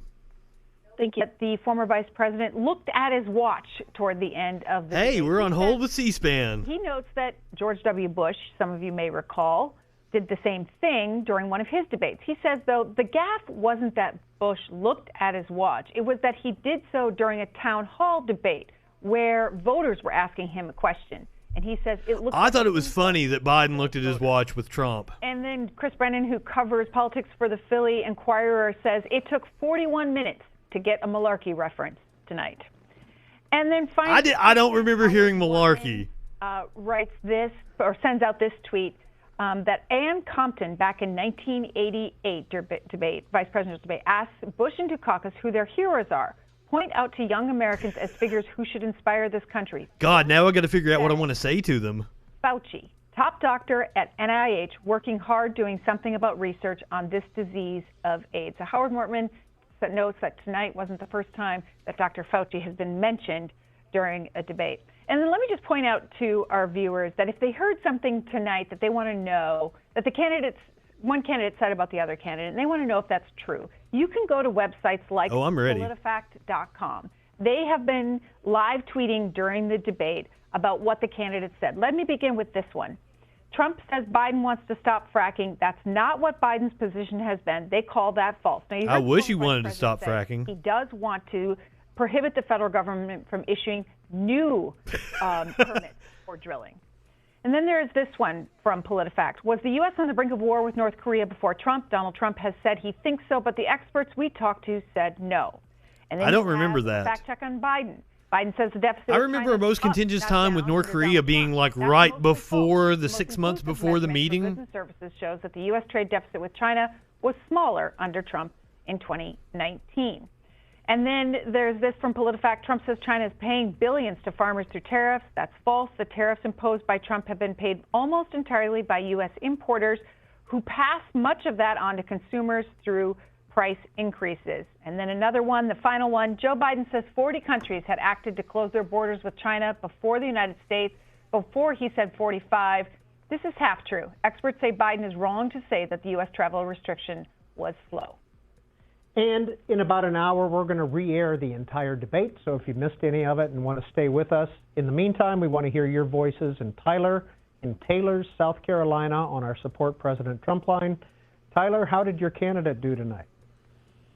I thought he did well. You know, it was kind of a walk in the park to watch. I didn't feel like I needed to take down a bottle of wine while I was watching it. Did you feel everybody else did? The first debate? The first debate, I was crying, screaming, saying, like, why Trump? Why? You know, why'd you say that? Why? Well, because he's a moron. You know, it was very uncivil for both candidates. And I was really offended by President Biden, or I'm sorry, former Vice President Biden's comments about President Trump calling him a clown. And you can call him Vice President. Under the sun. So tonight, you think he did well? I would get through when I've been drinking. How do you think Vice President Biden did? Oh, well, I don't think he did as well, honestly. I mean, I think a lot of his comments will be proven to be false. I believe that I agree with President Trump that he had 47 years and, of course, 8 years as vice president during that time to get these things done, and he didn't do it. Why should we believe him now? You know? How do you think Kristen Welker did? I thought she did an amazing job. Oh, my gosh, I was so impressed. I mean, she let them talk. Of course, I thought Susan Page did a great job during the vice presidential debate, but I thought she did an amazing job as the moderator tonight. And final question, Tyler, how's Lindsey Graham going to do in South Carolina, do you think? He's going to lose. I am praying for a victory for President Trump and for Senator Graham. We're fighting hard, but right now Jamie Harrison has been putting out ads for this. I'm going to tell him I'm going to give $5 to Harrison in Tyler's name. And I've seen quite a few people in my city, at least, who have been putting up posts about the Bill Bledsoe saying, well, here's a conservative to vote for if you don't like Lindsey. Well, I can tell you right now, love it. Great ad. Like Lindsey, but we like him a whole lot more than we like Jamie Harrison in terms of policy and in terms of what he's done.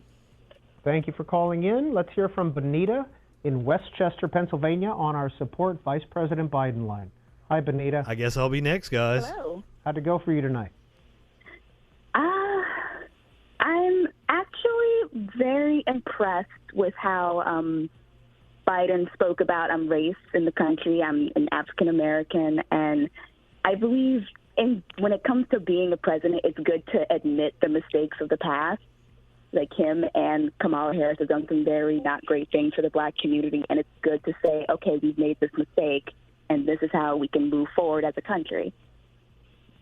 And you appreciated his remarks about the 1994 crime bill? Yes. I like that if you know that you've done this in the past, you know who it affects, then you can move forward and work with these people to make things better for everyone. you won't find that with the president currently. Like, you will never hear him admit something was wrong and this is how we're going to fix it. It's always blaming someone else and pushing it on to someone else. Benita, what's the enthusiasm level in Westchester, and that's close to Philadelphia, correct? Yes, it is. What's the enthusiasm level, especially compared to 4 years ago?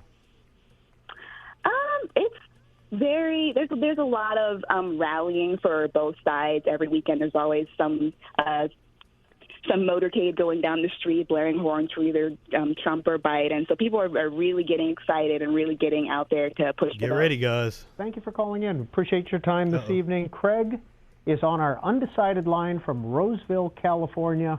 So, Craig, you're part of that Craig. Of voters that has not made up his or her mind. As you can see, that's a live picture of the president's motorcade leaving there. Craig, are you leaning either way? I'm leaning a little bit more towards Trump. Biden just does not have a lot of the U.S. People's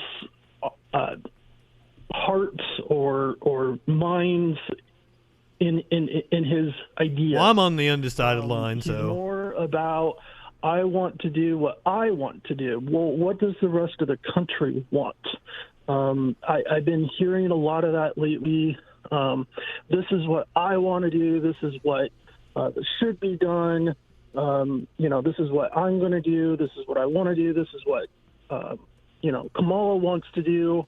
I don't hear this is what America wants. This is what America should be like. However, Trump, he definitely has an ego.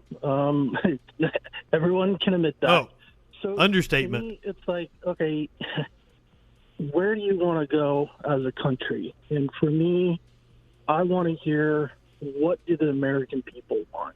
And I just do not hear that from Biden. However, yes, does Trump, if you push him too far, yes, he can be, he can be explosive. He can not be the best person to think straight at times. However, look at what does he think ever? Craig, 3 people on that stage tonight: Joe Biden, Donald Trump, and Kristen Welker. Who did the best, do you think?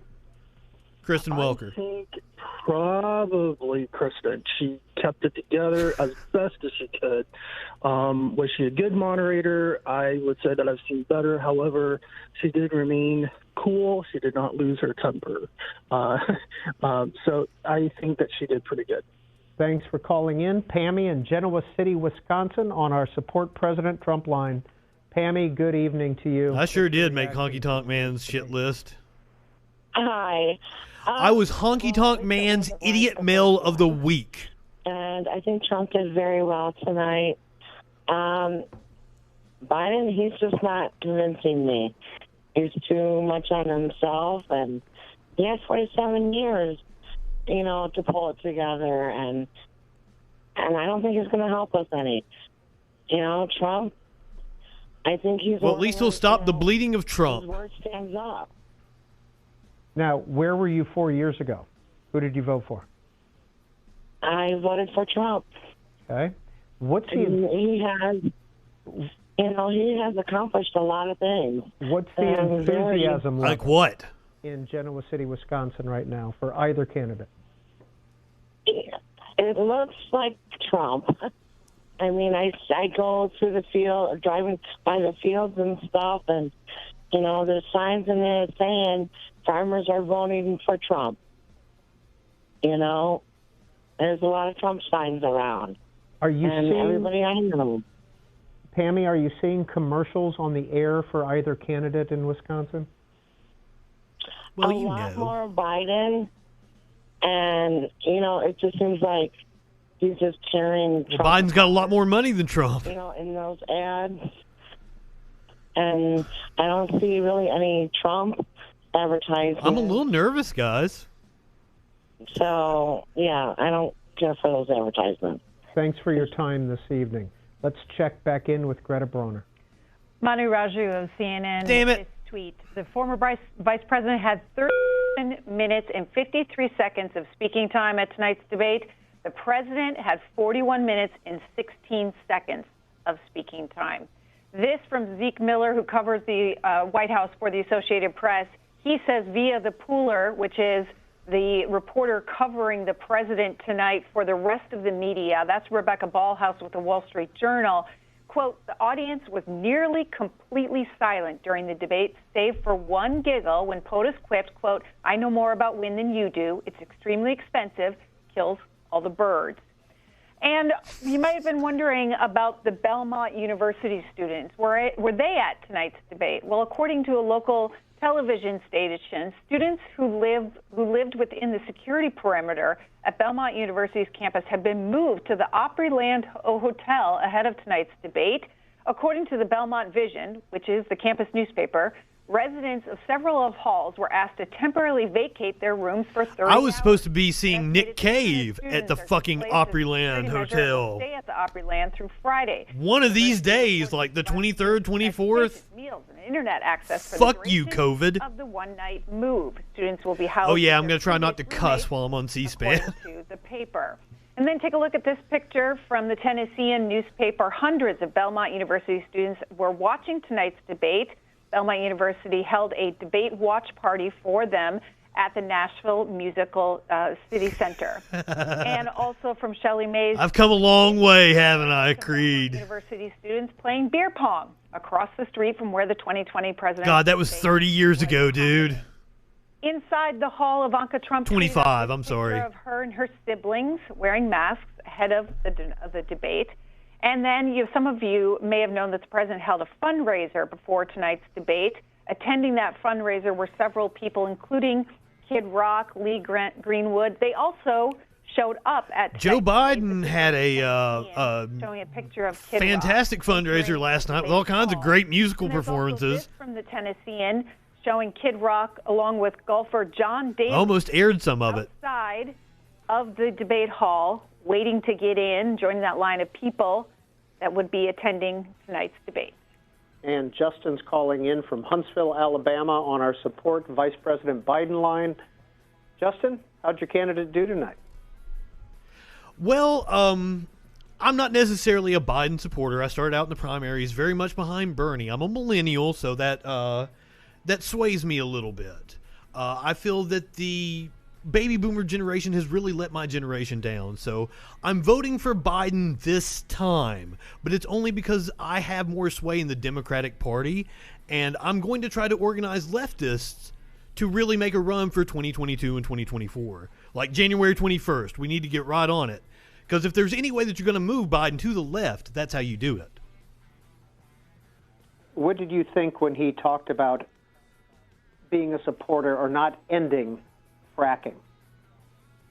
Oh, I'm absolutely against that. But hey, he's got to say what he's got to say at this time. I understand. His strategy has been to try to appeal to moderates and peel off some Republican votes. So hey, I'm okay with that. I don't really care too much when he kind of attacks socialism and such, talking about expanding the public option or expanding Obamacare. We need to just scrap it, especially here with the pandemic. Single payer is the way to go. It's the cheapest way to provide health care to everybody, especially where people in my age... We're going to leave it there. That's Vice President Biden. Now, come on. I was, goddamn. You can't tell me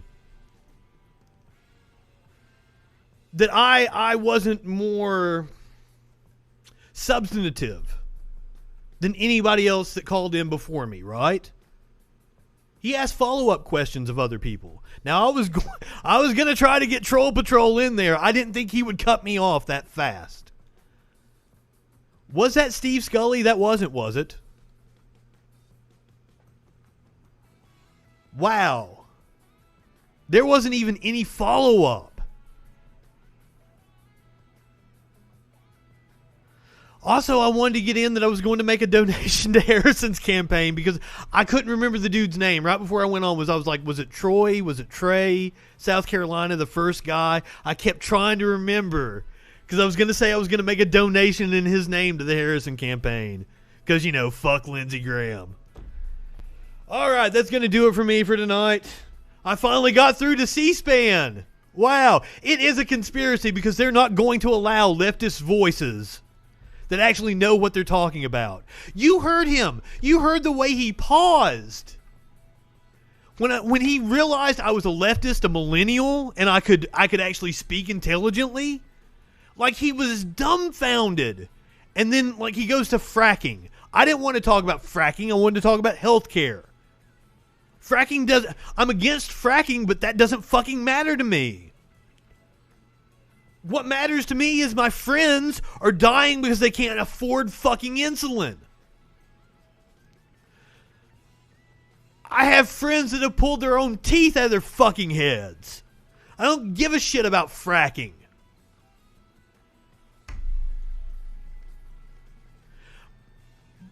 But that's the way leftists get treated. You saw it.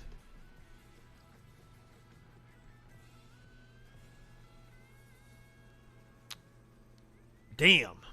All right. We'll be back tomorrow. Another jam-packed show. Go ahead, light one up. Tip one back. It's all right to have a little fun before you hit the sack.